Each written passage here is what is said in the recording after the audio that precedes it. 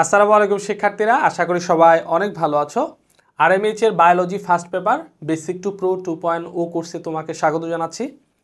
তো আজকে আমরা যে লেকচারটা নিয়ে আলোচনা করব সেটা হচ্ছে আমাদের বায়োলজি প্রথম পত্রের দ্বিতীয় অধ্যায় কোষ বিভাজন।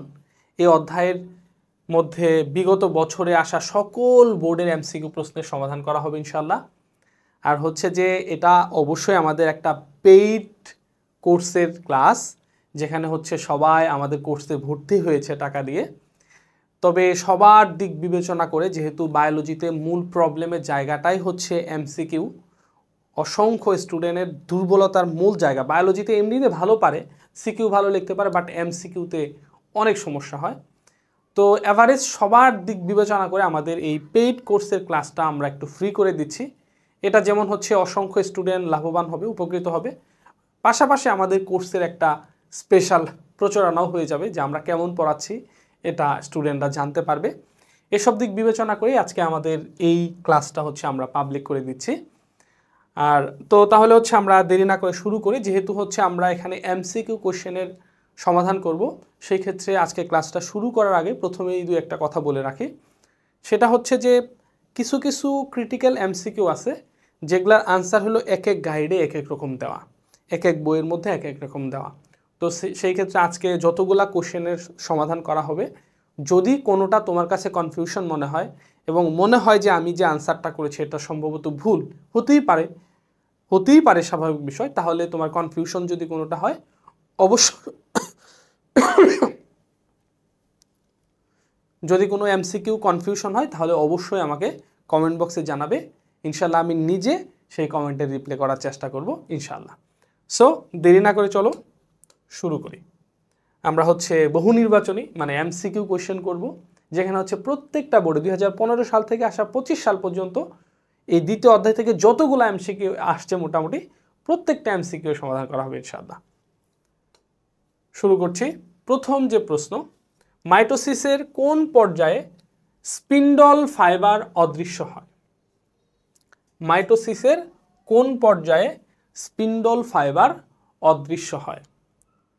ভালো করে মনে রাখো, স্পিন্ডল ফাইবার যে আছে, যখন হচ্ছে কোষ এই যে আমরা যখন প্রোফেজ, প্রোমেটাফেজ, মেটাফেজ, অ্যানাফেজ পড়ছি, তখন কি হয়েছে? প্রোমেটাফেজ ধাপের মধ্যে স্পিন্ডল যন্ত্রের সৃষ্টি হয়েছে।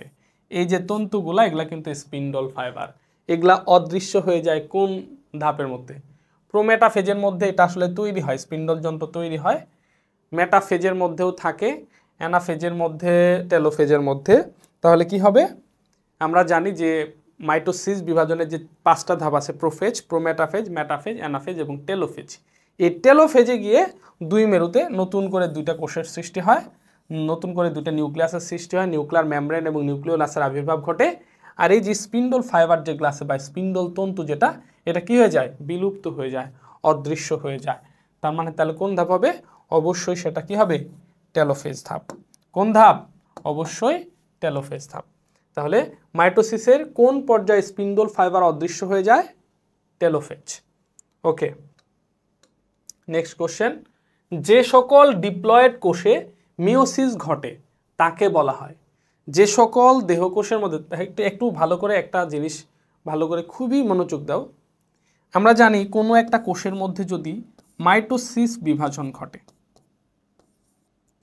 সাধারণত দেহকোষের মধ্যে মাইটোসিস বিভাজন ঘটে 2n বিশিষ্ট কোষ থেকে 2n বিশিষ্ট দুইটা কোষ সৃষ্টি হয়। এখন বলছে কি, এটা কি? যে সকল ডিপ্লয়েড কোষের মধ্যে, 2n বিশিষ্ট কোষগুলোকে ডিপ্লয়েড কোষ বলা হয়। যে সকল ডিপ্লয়েড কোষের মধ্যে মিওসিস বিভাজন ঘটে তাদেরকে কি বলা হয়? সেই কোষগুলোকে বলা হয় হচ্ছে মিওসাইট। কি বলে? মিওসাইট বলা হয়। যে সকল ডিপ্লয়েড কোষের মধ্যে মিওসিস ঘটে, এই যে মিওসিস বিভাজন যদি ঘটে, মিওসিস বিভাজন ঘটলে প্রথমে যে দুইটা n হয়, পরে এখান থেকে আবার এই যে এটা হচ্ছে মিওসিস বিভাজন, রাইট?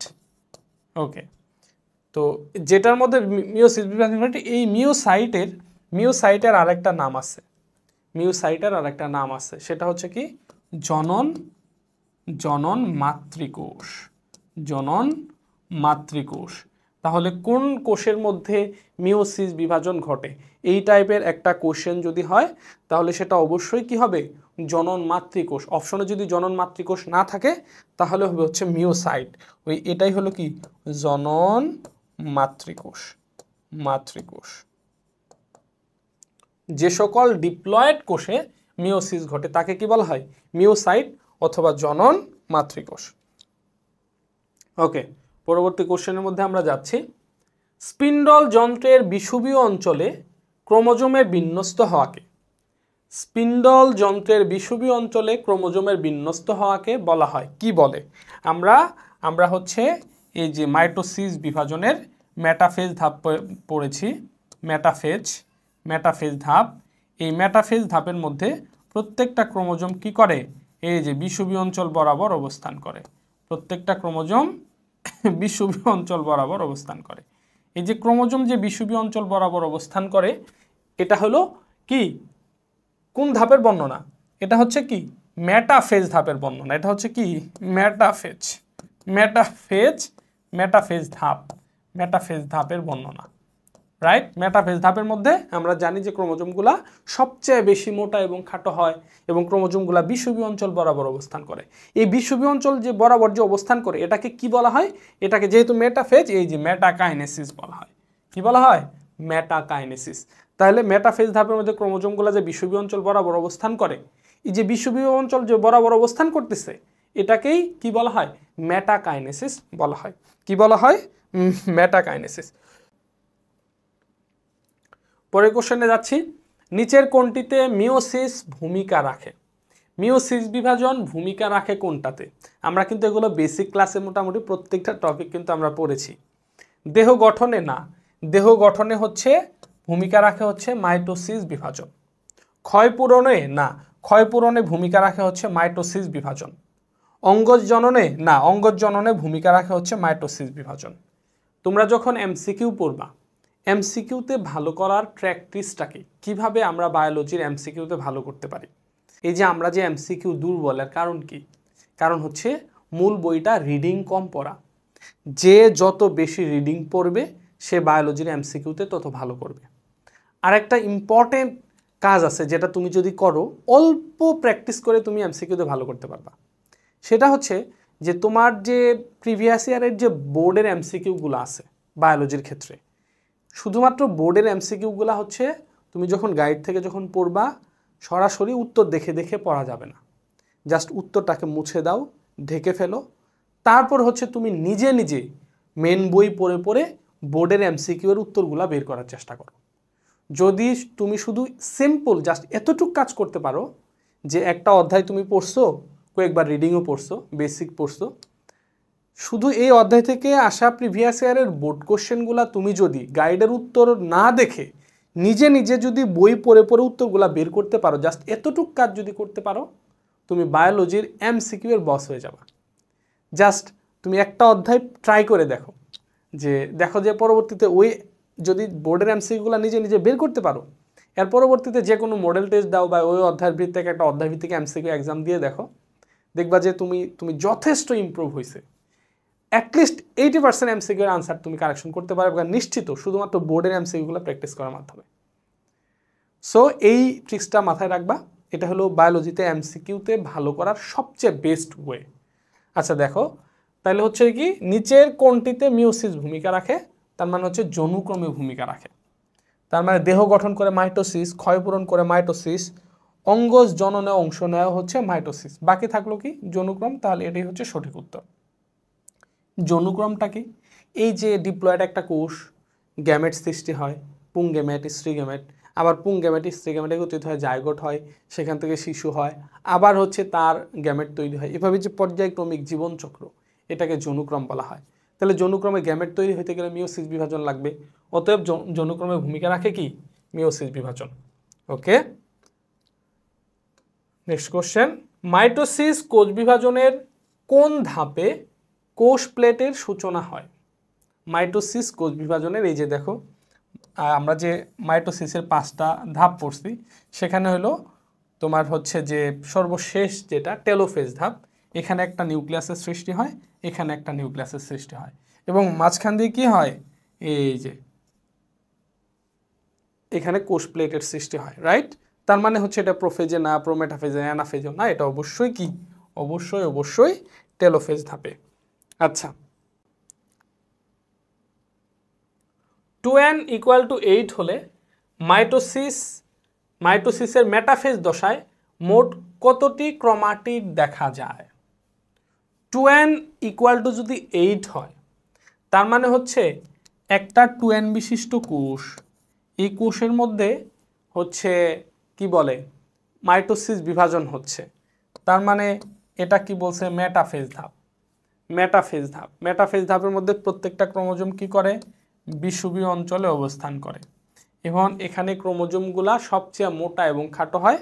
আমরা জানি যে ক্রোমোজোমগুলা কি বলছে, এই যে দেখো কয়টি ক্রোমাটিড দেখা যাবে। এখানে কিন্তু ক্রোমোজোমগুলা কি হয়, এই যে এরকম হয়, এই যে ক্রোমাটিড। তাহলে একটা ক্রোমোজোমের মধ্যে 2টা করে ক্রোমাটিড থাকে, রাইট? 2টা করে ক্রোমাটিড থাকে। তাহলে এখানে টোটাল হচ্ছে ক্রোমোজোম সংখ্যা যদি 8টা হয়, তাহলে মোট কতটি ক্রোমাটিড দেখা যাবে? তাহলে টোটাল 8 দুগুণে 16টা ক্রোমাটিড দেখা যাবে। কয়টা? 16টা। কারণ হচ্ছে কি, একটা ক্রোমোজোম, এই যে একটা ক্রোমোজোমগুলা থাকে মূলত এই যে এরকম, কিন্তু ক্রোমোজোমগুলো লম্বালম্বি চিরে মাঝখান দিয়ে ভাগ হয়ে যায়। মাঝখান দিয়ে ভাগ হলে 2টা ক্রোমাটিডের সৃষ্টি করে। তাহলে যে এরকম এই যে 2টা ক্রোমাটিড হয়ে গেল। তাহলে একটা ক্রোমোজোমের মধ্যে যদি 2টা ক্রোমাটিড থাকে, তাহলে 8টা ক্রোমোজোমের মধ্যে টোটাল 16টা ক্রোমাটিড থাকবে, রাইট? তার মানে সঠিক উত্তর হচ্ছে 16। তার মানে হচ্ছে গ। সেন্টোমিয়ারের বিভাজন ঘটায় কোন? Metaphase 2, prophase 2, metaphase 1, prophase 1। এটা একটু ভালো করে মনোযোগ দাও যে সেন্টোমিয়ারের বিভাজন কোথায় হয়? সেন্টোমিয়ারটা কি? এটা কিন্তু বলছে কি, এটা মিওসিস বিভাজনকে, যেহেতু প্রোফেজ 1, মেটাফেজ 1, প্রোফেজ 1, মেটাফেজ 2 এগুলো আছে। তো মাইটোসিসের তো 5টা, prophase, prometaphase, metaphase, anaphase, telophase. But মিওসিসের গুলা কিন্তু মিওসিস 1 এবং মিওসিস 2, রাইট? তাহলে দেখো, আমরা মিওসিস বিভাজনটা পড়ছি হলো 2টা ভাগে বিভক্ত। মিওসিসটা এই যে একটা 2n বিশিষ্ট কোষ, প্রথমে এটা থেকে 2টা কোষ হয়, 2টা n বিশিষ্ট কোষ হয়। এখানে কিন্তু কোনো ধরনের সেন্টোমিয়ারের বিভাজন হয় না। এখান থেকে এতটুক পর্যন্ত এটা হচ্ছে মিওসিস 1, মিওসিস 1। এবং হচ্ছে এখান থেকে পরবর্তীতে আবার এখান থেকে 2টা হয়, সেম এটা থেকেও 2টা হয়। এই যে এটা হচ্ছে এতটুকু হচ্ছে মিওসিস 2, এটা হচ্ছে মিওসিস 2। এই মিওসিস 2, তার মানে মিওসিস 1 এর মধ্যে এটা কিন্তু মিওসিস 1 যেটা, এখানে ক্রোমোজোমের কোনো বিভাজন হয় না, সেন্টোমিয়ারের বিভাজন হয় না। জাস্ট অর্ধেক ক্রোমোজোম এটাতে চলে যায়, অর্ধেক ক্রোমোজোম এটাতে চলে যায়। তার মানে মিওসিস 1 যেখানে আছে সেটা হবে না, 1 যেটা আছে সেখানে হবে না। তা মেটাফেজ 1 এটা অবশ্যই হবে না, প্রোফেজ 1 এটাও হবে না। হয় এটা হবে অথবা এটা হবে। এখন প্রোফেজের মধ্যে তো আর সেন্টোমিয়ার বিভাজিত হয় না, এটা আমরা জানি যে সেন্টোমিয়ার যে ভাগ হয় সেটা হলো মেটাফেজ ধাপের মধ্যে। মেটাফেজ ধাপের শেষের দিকে সেন্টোমিয়ার ভাগ হয়, আর অ্যানাফেজ ধাপে যায় ওই অর্ধেক ক্রোমোজোম এক মেরুর দিকে যায়, বাকি অর্ধেক ক্রোমোজোম আরেক মেরুর দিকে যায়। তার মানে অবশ্যই প্রোফেজ হবে না। তাহলে কি হবে? অবশ্যই কি মেটাফেজ 2। তাহলে সেন্টোমিয়ারের বিভাজন ঘটায় অবশ্যই কি মেটাফেজ 2 এর মধ্যে। বুঝতে পারছি? ওকে, নেক্সট কোশ্চেনে যাচ্ছি। সিনেপসিস ঘটে কোন উপপর্যায়ে? এই যে উপপর্যায় বলছে, তা আমরা একটু আগে এখানে দেখলাম যে মিওসিস বিভাজন হলো মিওসিস 1, মিওসিস 2। এই মিওসিস 1 এর মধ্যে আবার 4টা ধাপ আছে, প্রোফেজ 1, মেটাফেজ 1, অ্যানাফেজ 1, টেলোফেজ 1। এই প্রোফেজ 1 এর মধ্যে আবার কয়টা? 5টা ধাপ, খুবই গুরুত্বপূর্ণ। ল্যাপ্টোটিন, জাইগোটিন, প্যাকাইটিন, ডিপ্লোটিন, ডায়াকাইনেসিস। এই দ্বিতীয় অধ্যায়ের মধ্যে সবচেয়ে গুরুত্বপূর্ণ এই 5টা উপধাপ, ল্যাপ্টোটিন, জাইগোটিন, প্যাকাইটিন, ডিপ্লোটিন, ডায়াকাইনেসিস। এটার কথা বলছে এখানে, যে এটার কথা এখানে বলছে সিনেপসিস ঘটে। সিনেপসিস কি? ওই যে হোমোলোগাস ক্রোমোজোমগুলা জোড়বদ্ধ হয়। এই যে একটা কোষ যখন থাকে, কোষের মধ্যে নিউক্লিয়াসের মধ্যে ক্রোমোজোমগুলা ছড়ায় ছিটা থাকে। তো এখানে কি হয়? একই আকৃতির ক্রোমোজোমগুলা জোড়বদ্ধ হয়। এটা হলো ল্যাপ্টোটিন। এরপরের ধাপ হচ্ছে কি জাইগোটিন। এই জাইগোটিনের মধ্যে একই আকৃতির ক্রোমোজোমগুলা একই আকৃতির ক্রোমোজোমগুলো জোড়বদ্ধ হয়। এই যে একই আকৃতির ক্রোমোজোমগুলো জোড়বদ্ধ হয়, এই একই আকৃতির ক্রোমোজোমগুলো যে জোড়বদ্ধ হয়েছে, একই আকৃতির ক্রোমোজোমকে বলা হয় হোমোলোগাস ক্রোমোজোম। এই হোমোলোগাস ক্রোমোজোমগুলো যে জোড়বদ্ধ হলো, এই প্রক্রিয়াটাকেই বলা হয় হচ্ছে সিন্যাপসিস। তাহলে সিন্যাপসিস ঘটে কোন উপপর্যায়ে? এটা হলো ল্যাপটোটিন, তারপর এটা হলো জাইগোটিন। জাইগোটিন ধাপের মধ্যে, মানে দ্বিতীয় ধাপ, যেটা প্রোফেজ-একের যে দ্বিতীয় ধাপ, এই যে জাইগোটিনের মধ্যে। তাহলে সঠিক উত্তর হচ্ছে জাইগোটিন, সঠিক উত্তর হচ্ছে খ। ওকে। কোষ বিভাজনের কোন ধাপে নিউক্লিয়ার মেমব্রেন বিলুপ্ত হয়? নিউক্লিয়ার মেমব্রেন কোন ধাপের মধ্যে বিলুপ্ত হয়? দেখো, আমরা যদি প্রোমেটাফেজ ধাপ যদি পড়ি, প্রোমেটাফেজ ধাপের মধ্যেও কিন্তু একটা হালকা বিলুপ্ত প্রায় নিউক্লিয়ার মেমব্রেন এবং নিউক্লিওলাস দেখা যায়। প্রোমেটাফেজ ধাপের মধ্যে নিউক্লিওলাসটা বিলুপ্ত হয়, কিন্তু নিউক্লিয়ার মেমব্রেনটা থাকে। পরবর্তীতে মেটাফেজ ধাপ যদি আমরা চিন্তা করি, এই মেটাফেজ ধাপের মধ্যে কিন্তু আর এই নিউক্লিয়ার মেমব্রেনটা থাকে না, তার মানে নিউক্লিয়ার মেমব্রেনটা বিলুপ্ত হয়ে যায় হচ্ছে মেটাফেজ ধাপের মধ্যে। আবার যদি বলে নিউক্লিওলাস বিলুপ্ত হয় কোন ধাপে, তাহলে সেটা হবে প্রোমেটাফেজ ধাপের মধ্যে। রাইট? ক্রোমোজোমগুলো লম্বালম্বি চিরে দুটা ক্রোমাটিডে পরিণত হয় কোন ধাপে? সেটা হবে প্রোফেজ ধাপে। ক্রোমোজোমগুলা গতিশীল থাকে, দুই মেরুর দিকে যেতে থাকে কোন ধাপে? অ্যানাফেজ ধাপে। জাস্ট এমসিকিউ যখন আমরা পড়ব, তুমি যখন বই দেখে দেখে এমসিকিউর উত্তরগুলা নিজে নিজে যখন বের করবা, তখন তুমি প্রত্যেকটা ক নাম্বার, খ নাম্বার, গ নাম্বার প্রত্যেকটা অপশন নিয়ে তোমার গবেষণা করতে হবে। যখন প্রত্যেকটা অপশন নিয়ে গবেষণা করবা যে এটা কেন হলো, এটা কেন হলো না, এটা কেন হলো, এটা কেন হলো না, দেন হচ্ছে তোমার মাথা শার্প হতে থাকবে, তুমি এমসিকিউতে ভালো করবা। ঠিক আছে? ক্রোমোজোমের খাটো মোটা হওয়াকে বলে, ক্রোমোজোমের খাটো মোটা হওয়াকে কি বলা হয়? সিন্যাপসিস কি? এই যে একটু আগেই দেখলাম, এই যে এখানের মধ্যে দেখলাম, দেখো এই যে ক্রোমোজোমগুলা যে জোড়বদ্ধ হয়েছে, এটা হচ্ছে মিওসিস ক্রোমোজোম, মিওসিস বিভাজনের প্রোফেজ 1। তার ভিতরে প্রোফেজ 1-এর মধ্যে 5টা ল্যাপটোটিন, জাইগোটিনের মধ্যে এই যে হোমোলোগাস ক্রোমোজোমগুলা যে জোড়া জোড়া হয়েছে, এই প্রক্রিয়াটাকে সিন্যাপসিস বলা হয়, জোড়া হওয়ার প্রক্রিয়া। আর যে জোড়া হইল, এই জোড়াগুলাকে বাইভ্যালেন্ট বলা হয়। তাইলে দেখো এখানে বলছে যে ক্রোমোজোমের মোটা এবং খাটো হওয়া, তাহলে সিন্যাপসিস হচ্ছে ক্রোমোজোমের জোড়বদ্ধ হওয়ার প্রক্রিয়া, তার মানে এটা হবে না। বাইভ্যালেন্ট হচ্ছে যে জোড়াগুলা হলো, এই জোড়াগুলা হচ্ছে বাইভ্যালেন্ট, তার মানে এটাও হবে না। অ্যাপোপটোসিস কি? কোষ বিভাজনের সময় একটা সময়, নির্দিষ্ট সময় গিয়ে কোষের কোষ বিভাজন বন্ধ হয়ে যায়, একটা সময় কোষটা মরে যায়। এই যে কোষ যে মরে যাবে, এই প্রক্রিয়াটা হচ্ছে অ্যাপোপটোসিস, তার মানে এটাও না। বাকি থাকলো কোনটা? এই যেটা কনডেনসেশন। আমরা কিন্তু এটা বেসিক লেকচারের মধ্যে খুব গুরুত্ব দিয়ে ভালোভাবে পড়ছি যে ক্রোমোজোমগুলা মোটা এবং খাটো হয়। কিভাবে হয়?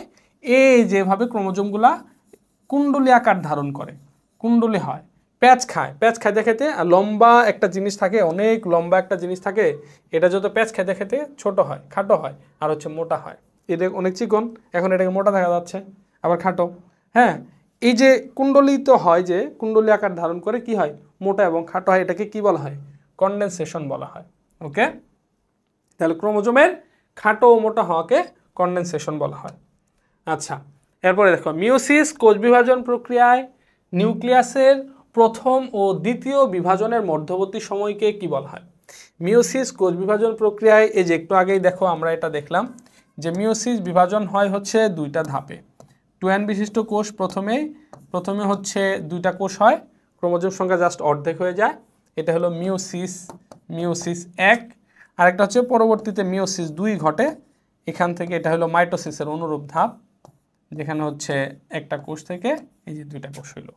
তো এটা হলো মিওসিস 2, এটা হচ্ছে মিওসিস 2। এখন বলছে কি, মিওসিস কোষ বিভাজন প্রক্রিয়ায় নিউক্লিয়াসের প্রথম ও দ্বিতীয় বিভাজনের মধ্যবর্তী সময়। এই যে যখন একটা কোষ থেকে দুইটা কোষ হইল, একটা হলো প্রথমে হলো মিওসিস 1, এরপরে হবে কি মিওসিস 2।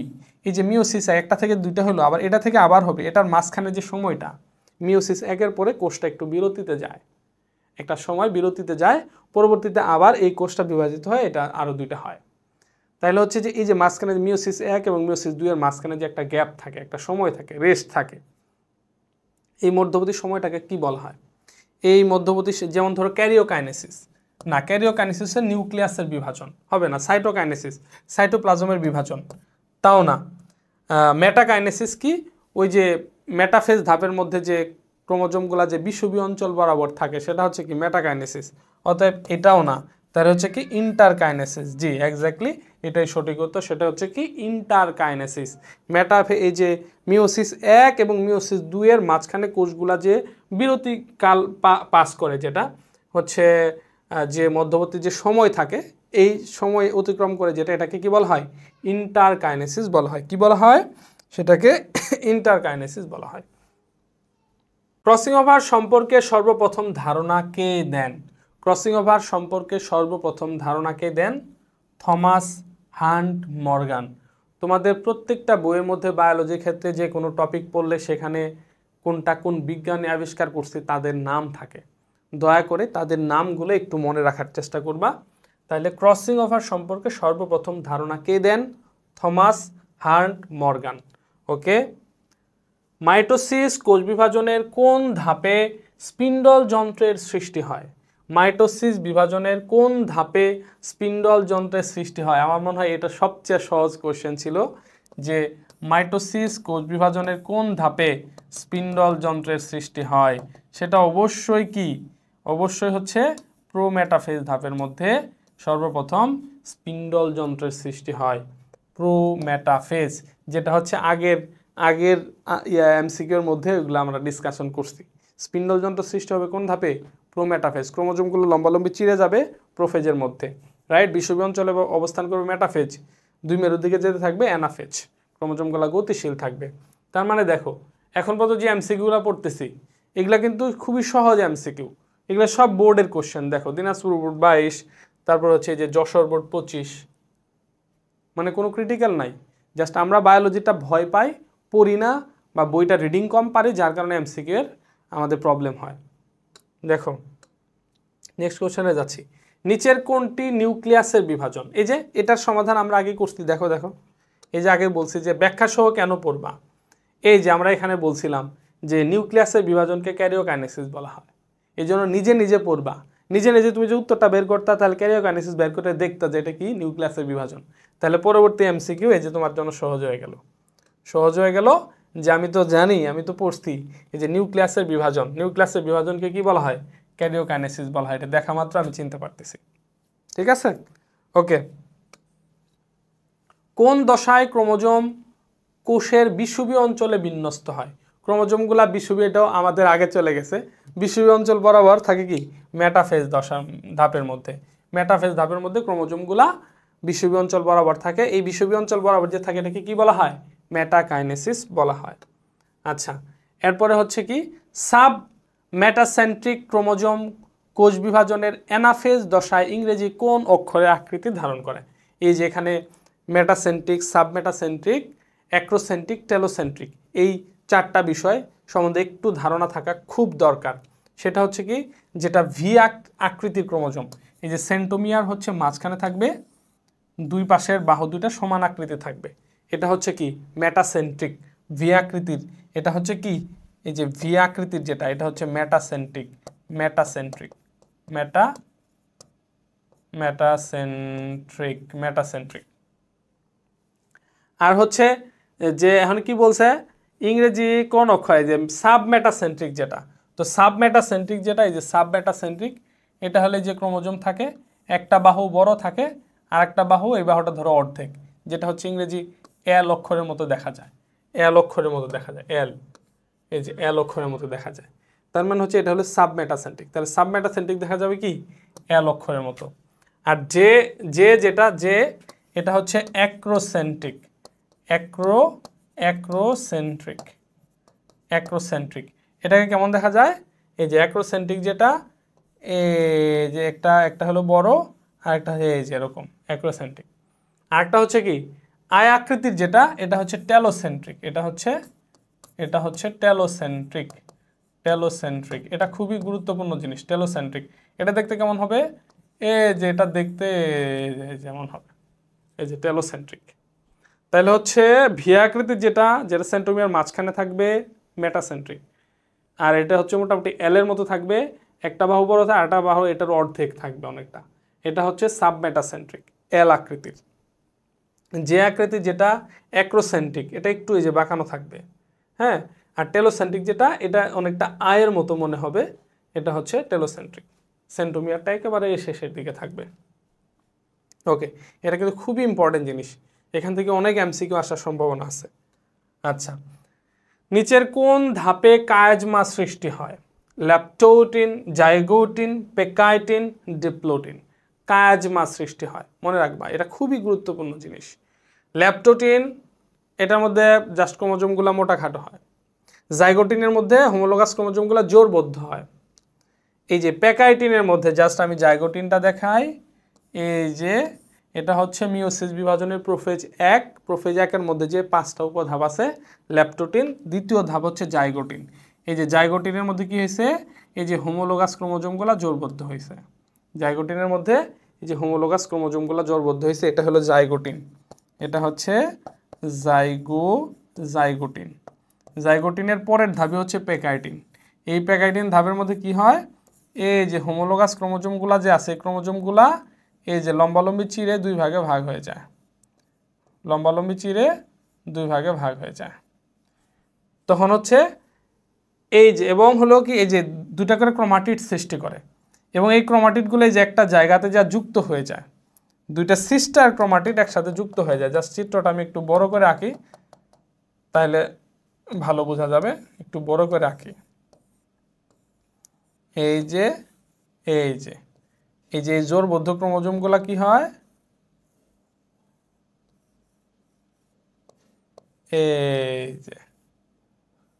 এই যে জোরবদ্ধ ক্রোমোজোমগুলা কি হয়, এই যে 2টা নন সিস্টার ক্রোমাটিড একটা জায়গাতে যুক্ত হয়ে যায়। এটা কোন ধাপের মধ্যে? পেকাইটিন ধাপের মধ্যে। সেখানে ক্রোমোজোমগুলো লম্বালম্বি চিরে 2টা করে ক্রোমাটিডে পরিণত হয়। তার মানে 2টা করে ক্রোমাটিডে পরিণত হয়, এটা কোন ধাপে? পেকাইটিন ধাপের মধ্যে। বা হচ্ছে তাহলে একটা বাইভ্যালেন্টের মধ্যে, জোড়াটাকে বাইভ্যালেন্ট বলা হয়। বাইভ্যালেন্টের মধ্যে কয়টা ক্রোমাটিড হয়েছে? 4টা ক্রোমাটিড। এই অবস্থাটাকে কি বলে? ট্রেট্রাড হয়। তাহলে ট্রেট্রাড অবস্থার সৃষ্টি হয় কোন ধাপের মধ্যে? সেটাও পেকাইটিনের মধ্যে। কিসের মধ্যে? পেকাইটিনের মধ্যে, পেকাইটিন উপধাপে।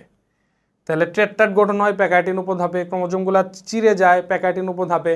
এই যে 2টা সিস্টার ক্রোমাটিড, 2টা নন সিস্টার ক্রোমাটিড, এই যে এটার সাথে এটা হলো সিস্টার, এটার সাথে এটা হলো নন সিস্টার, 2টা নন সিস্টার ক্রোমাটিড যেখানে যুক্ত হয়েছে, এটাকে কি বলা হয়? কায়াজমা বলা হয়। তাহলে কায়াজমার সৃষ্টি হয়েছে কোন ধাপে?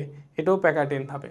তাহলে ক্রোমোজোমগুলো চিরে যায় পেকাইটিনে, ট্রেট্রাড অবস্থার সৃষ্টি হয় পেকাইটিনে, কায়াজমা গঠন হয় পেকাইটিনে, ক্রসিং ওভার সম্পূর্ণ হয় কোথায়? এখানে কিন্তু আবার ক্রসিং ওভার হয়, অনুরূপ অংশের স্থান বিনিময়, এটাই পাশে চলে যায়, এটাই পাশে চলে যায়। ক্রসিং ওভার হয় কোন ধাপে? এই পেকাইটিনে। তাহলে পেকাইটিন রিলেটেড কোশ্চেন হবে, ট্রেট্রাড গঠন হয় পেকাইটিনে, কায়াজমার সৃষ্টি হয় পেকাইটিনে, তারপরে হচ্ছে ক্রোমোজোমগুলো লম্বালম্বি চিরে 2টা করে ক্রোমাটিডে পরিণত হয় পেকাইটিনে, তারপরে হচ্ছে ক্রসিং ওভার সম্পন্ন হয় পেকাইটিনে। এখন যেটাই আসুক, তাই এখানে আসছে কি? কায়াজমার সৃষ্টি হয় কোনটা? তাহলে অবশ্যই পেকাইটিনের মধ্যে। আচ্ছা, পুষ্টির অভাবজনিত কোষের মৃত্যুকে কি বলা হয়? পুষ্টির অভাবজনিত কোষের মৃত্যুকে কি বলা হয়? নেক্রোসিস বলা হয়। এটা মনে রাখো। আচ্ছা, জেনেটিক্যালি নিয়ন্ত্রিত কোষ মৃত্যুকে কি বলা হয়? জেনেটিক্যালি নিয়ন্ত্রিত কোষ মৃত্যুকে অ্যাপোস্টোসিস বলা হয়। তাহলে দেখো 2টা জিনিস, একটা হচ্ছে পুষ্টির কারণে কোষের মৃত্যু হয়েছে, এটা হচ্ছে নেক্রোসিস। পুষ্টির অভাবে কোষের মৃত্যু হয়েছে, এটা হচ্ছে নেক্রোসিস। আর হচ্ছে জেনেটিক্যালি কোষের যে মৃত্যু হয়েছে, জেনেটিক্যালি যে কোষের মৃত্যু হয়েছে সেটা হচ্ছে অ্যাপোস্টোসিস। তাহলে জেনেটিক্যালি কোষের মৃত্যু হচ্ছে অ্যাপোস্টোসিস, আর পুষ্টির অভাবের কারণে কোষের মৃত্যু হচ্ছে নেক্রোসিস, রাইট? ওকে। কোষ প্রাচীরের মধ্যপর্দার গঠন প্রক্রিয়া কোষ বিভাজনের কোন দশা থেকে শুরু হয়? কোষ প্রাচীরের মধ্যপর্দার গঠন প্রক্রিয়া এই যে যখন হচ্ছে যে টেলোফেজ ধাপ ঘটে, এই যে 2 পাশে 2 মেরুর সৃষ্টি হয়, এখনই কিন্তু কি হয়? এই যে মধ্যপর্দার যে গঠন প্রক্রিয়া, কারণ কোষ প্রাচীরের মধ্যপর্দা হবে, 2টা কোষ আলাদা হয়ে যাবে, তো এটা গঠন প্রক্রিয়া শুরু হয় কোন ধাপের মধ্যে? সেটা অবশ্যই টেলোফেজের মধ্যে। আচ্ছা, এখন হচ্ছে যেমন ধরো টেলোফেজের মধ্যে আর কি হয়, যদি বলতো যে কোষ প্লেট সৃষ্টি হয় কোন ধাপের মধ্যে, এই যে কোষ প্লেট তৈরি হয় সেটাও হচ্ছে ওই টেলোফেজের মধ্যেই হইতো। দুই মেরুতে অপত্য ক্রোমোজোমের সৃষ্টি হয় কোন ধাপের মধ্যে, অপত্য নিউক্লিয়াসের সৃষ্টি হয়, এটাও হচ্ছে টেলোফেজ ধাপের মধ্যে। পুনরায় নিউক্লিয়ার মেমব্রেন এবং নিউক্লিওলাসের আবির্ভাব ঘটে কোন ধাপে, সেটাও হচ্ছে টেলোফেজ ধাপে। জাস্ট বুঝে বুঝে সমাধান করার চেষ্টা করো। কোষচক্রের কোন ধাপে নিউক্লিয়াসকে বিপাকীয় নিউক্লিয়াস বলা হয়? বিপাকীয় নিউক্লিয়াস কখন বলা হয় ভালো করে দেখো। কোষচক্রের কথা বলছে, এই যে কোষচক্রের মধ্যে এটা হচ্ছে এম দশা, তারপর হচ্ছে G1, তারপর হচ্ছে এস দশা, তারপর হচ্ছে কি G2। এই হচ্ছে কোষচক্রের যে ধাপগুলা G1 S G2। তো এই টোটাল এখান থেকে এতটুক পর্যন্ত এটাকে কি বলা হয়? ইন্টারফেজ। আর এখান থেকে এতটুক হচ্ছে প্রোফেজ। তাহলে কোষচক্রের কোন ধাপে নিউক্লিয়াসকে বিপাকীয় নিউক্লিয়াস বলা হয়? বিপাকীয় নিউক্লিয়াস বলা হয় হচ্ছে ইন্টারফেজ ধাপে। একটা কোষের মধ্যে যখন নিউক্লিয়াসটা যখন প্রস্তুতি চলে, ডিএনএর বিভাজন হয়, বিভিন্ন উপাদানগুলো তৈরি হয়, এটাকে বিপাকীয় নিউক্লিয়াস বলা হয়। তো তাহলে বিপাকীয় নিউক্লিয়াস দেখা যায় হচ্ছে ইন্টারফেজ ধাপের মধ্যে। সাইটোপ্লাজমের বিভাজনকে কি বলা হয়? এটা হচ্ছে আগের ব্যাখ্যাতে আমরা পড়ছি যে নিউক্লিয়াসের বিভাজনকে ক্যারিওকাইনেসিস বলা হয়, আর সাইটোপ্লাজমের বিভাজনকে সাইটোকাইনেসিস বলা হয়। আচ্ছা, কোন উপপর্যায়টিতে ক্রসিং ওভার ঘটে? এই যে একটু আগে আমরা বলছিলাম যে টেট্রাডের সৃষ্টি হয় প্যাকাইটিনের মধ্যে, তারপরে হচ্ছে ক্রোমোজোমগুলো দুইটা ভাগে দুইটা ক্রোমাটিডে পরিণত হয় প্যাকাইটিনের মধ্যে, ক্রসিং ওভার ঘটে প্যাকাইটিনের মধ্যে, কায়াজমার সৃষ্টি হয় প্যাকাইটিনের মধ্যে। তাহলে কোন উপপর্যায়ে ক্রসিং ওভার ঘটে তাহলে কি হবে? অবশ্যই প্যাকাইটিনের মধ্যে। ক্রোমোজোমগুলো যে আকৃতির দেখায়, ক্রোমোজোমগুলো বিভিন্ন আকৃতির দেখায়, আসলে এটা কি হবে? ক্রোমোজোমগুলো বিভিন্ন আকৃতির দেখায়, বা হচ্ছে এটা যে না হয়, এই যে যদি হয়, এই যে আকৃতির দেখায়, সেটা অবশ্যই কি অ্যানাফেজ ধাপের মধ্যে। তখন ক্রোমোজোমগুলো যখন দুই মেরুতে চলে যায় তখন VL যে মেটাসেন্ট্রিক, সাবমেটাসেন্ট্রিক, অ্যাক্রোসেন্ট্রিক, টেলোসেন্ট্রিক বিভিন্ন আকারের দেখায়, রাইট? সেটা হচ্ছে কোন ধাপে? অবশ্যই সেটা অ্যানাফেজ ধাপের মধ্যে। মাইটোসিসের কোন পর্যায়ে ক্রোমোজোমগুলোকে ইংরেজি বিভিন্ন অক্ষরের মতো দেখায়? এই যে ওইটা একই জিনিস, যে এই ক্রোমোজোমগুলোকে ইংরেজি বিভিন্ন অক্ষরের মতো দেখায় কোন ধাপের মধ্যে? অ্যানাফেজ ধাপের মধ্যে। আর এই যে বিভিন্ন অক্ষরের মতো দেখায় কোনটাকে কি? সাবমেটাসেন্ট্রিক কোনটা? L আকৃতির, মেটাসেন্ট্রিক কোনটা? V আকৃতির, তারপর হচ্ছে অ্যাক্রোসেন্ট্রিক কোনটা? J আকৃতির, টেলোসেন্ট্রিক কোনটা? I আকৃতির। এগুলো মনে রাখতে হবে। প্রান্তীয়করণ কোন উপপর্যায়ে ঘটে? এই যে প্রান্তীয়করণ যে ঘটে, এটা কোনটার মধ্যে প্রান্তীয়করণ ঘটে? কোন উপপর্যায়ের মধ্যে প্রান্তীয়করণ ঘটে? সেটা হচ্ছে কি ডিপ্লোটিন ধাপের মধ্যে। দেখো এই যে ডিপ্লোটিন ধাপে জাস্ট যদি আমরা প্যাকাইটিন থেকে ডিপ্লোটিনের মধ্যে যাই, এই যে প্যাকাইটিনের মধ্যে কি ছিল? প্যাকাইটিনের মধ্যে এই যে ক্রোমোজোমগুলা এই যে ক্রসিং ওভার ঘটে আর কি, এই যে এরকম ছিল কায়াজমার মধ্যে, এখানে ক্রসিং ওভার ঘটছে। বাট এটা হলো প্যাকাইটিন ধাপ। প্যাকাইটিনের পরের ধাপ হচ্ছে ডিপ্লোটিন ধাপ। সেখানে কি হয়? এই যে দুইটা সেন্টোমিয়ারের মধ্যে বিকর্ষণ শুরু হয়, দুইটা ক্রোমোজোমের মধ্যে বিকর্ষণ শুরু হয়। দুইটা সেন্টোমিয়ারের মধ্যে বিকর্ষণ শুরু হলে এই যে কায়াজমা দুইটা ক্রোমাটিড যে একসাথে যুক্ত হয়েছে, তখন এটার মধ্যে একটা টান পড়ে, তখন এটা ওই প্রান্তের দিকে সরে যেতে থাকে। এই কায়াজমাটা প্রান্তের দিকে সরে যেতে থাকে। এটাকে কি বলা হয়? প্রান্তীয়করণ বা টার্মিনালাইজেশন বলা হয়। এটা হচ্ছে কি প্যাকাইটিনের পরের ধাপ যেটা। তাহলে প্যাকাইটিনের পরের ধাপ কোনটা? ডিপ্লোটিন। তাহলে ডিপ্লোটিন ধাপের মধ্যে এই ঘটনাটা ঘটে। এই জন্য এই যে 5টা ধাপ যে আছে, এটার পর্যায়ক্রমটা মনে রাখতে হবে। ল্যাপ্টোটিন, জাইগোটিন, প্যাকাইটিন, ডিপ্লোটিন এবং সর্বশেষ হচ্ছে ডায়াকাইনেসিস। পর্যায়ক্রমটা মনে রাখতে হবে। ল্যাপ্টোটিন, জাইগোটিন, প্যাকাইটিন, ডিপ্লোটিন, ডায়াকাইনেসিস। মাইটোসিসের কোন ধাপে এস্টার রশ্মি গঠন করে? মাইটোসিস বিভাজনের মধ্যে এস্টার রশ্মি গঠন করে কোন ধাপের মধ্যে? এস্টার রশ্মি গঠন করে কোন ধাপের মধ্যে? প্রোমেটাফেজ ধাপের মধ্যে। আমরা জানি যে প্রোফেজের মধ্যে ক্রোমোজোমগুলা মোটা খাটো হয়, হ্যাঁ, এটা হলো মূল প্রক্রিয়া, যেটা ক্রোমোজোমগুলো মোটা খাটো হয়, নিউক্লিয়াস সবচেয়ে বড় আকৃতির হয়, অনেক কিছু প্রোফেজের মধ্যে আছে। এবং সেন্ট্রোমিয়ার সেন্ট্রিউল যেটা দুই ভাগে ভাগ হয়। এবং এই যে প্রোমেটাফেজের মধ্যে সেন্ট্রিউল থেকে, এটা শুধু প্রাণী কোষের ক্ষেত্রে সেন্ট্রিউল থেকে এস্টার রশ্মি নিঃসৃত হয়, এস্টার রশ্মি নিঃসৃত হয়। তাহলে এটা হচ্ছে কি এস্টার রশ্মি নিঃসৃত হয় বা এস্টার রশ্মি গঠন করে, এটা কোন ধাপের মধ্যে? প্রোমেটাফেজ ধাপের মধ্যে। আচ্ছা, মিওসিস কোষ বিভাজনে এক্স আকৃতির গঠন দেখা যায় নিম্নের কোনটিতে? এই যে আমরা বলছি না প্যাকাইটির মধ্যে, প্যাকাইটিন ধাপের মধ্যে কি হয়? প্যাকাইটিনের মধ্যে টেট্রাড গঠন হয়, ক্রসিং ওভার ঘটে। এই যে যখন হচ্ছে প্যাকাইটিন ধাপের মধ্যে এই যে দুইটা ক্রোমোজোম,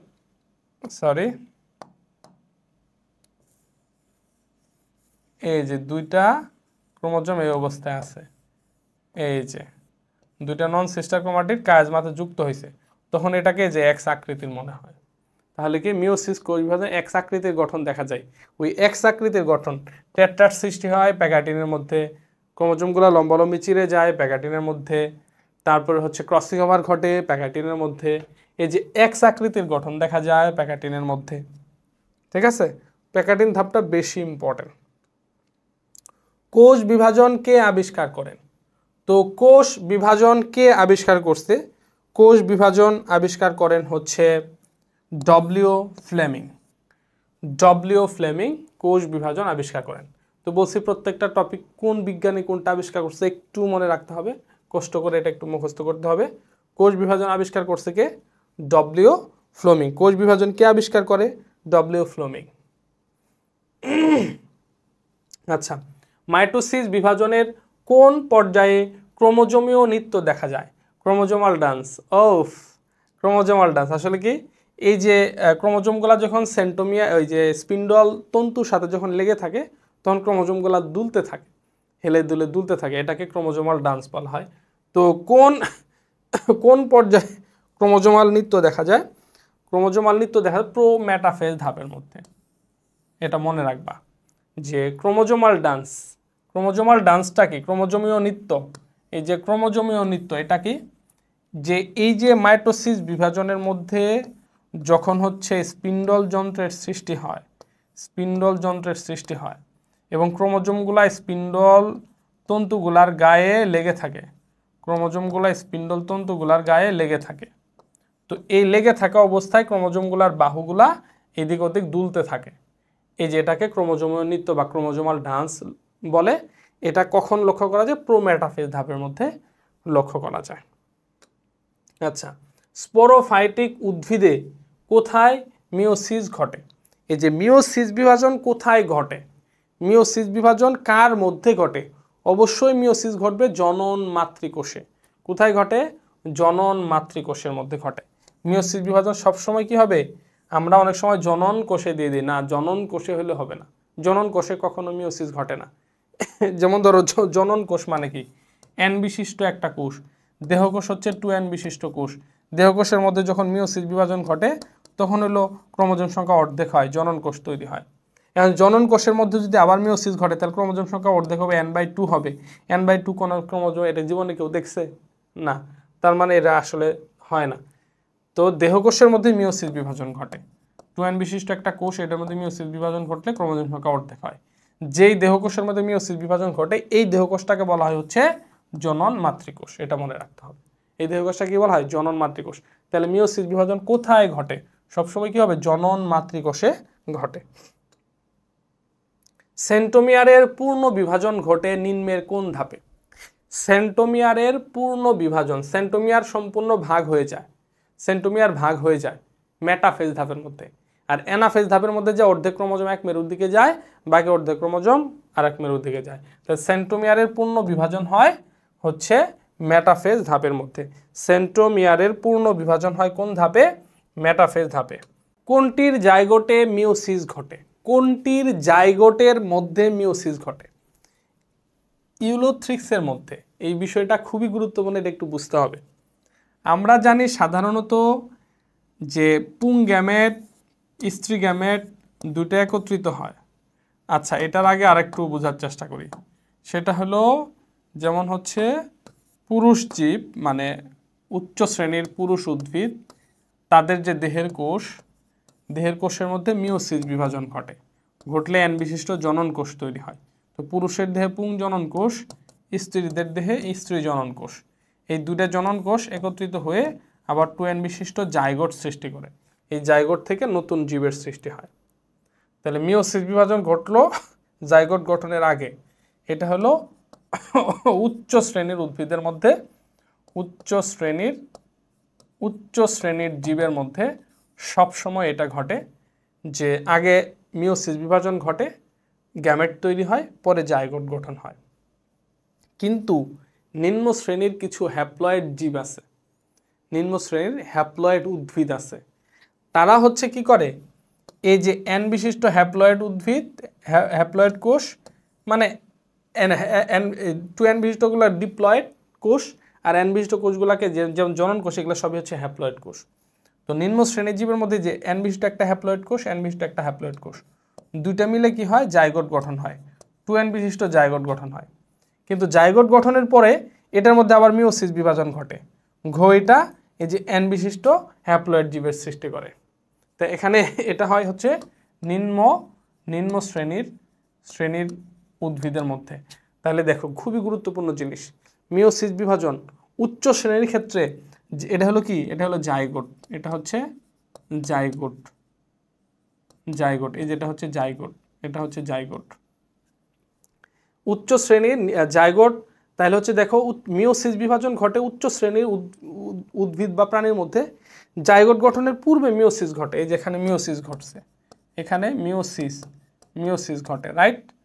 আর হচ্ছে যে নিম্ন শ্রেণীর মধ্যে জাইগোট, এটা হলো জাইগোট, আর মিওসিস ঘটে জাইগোট গঠনের পরে।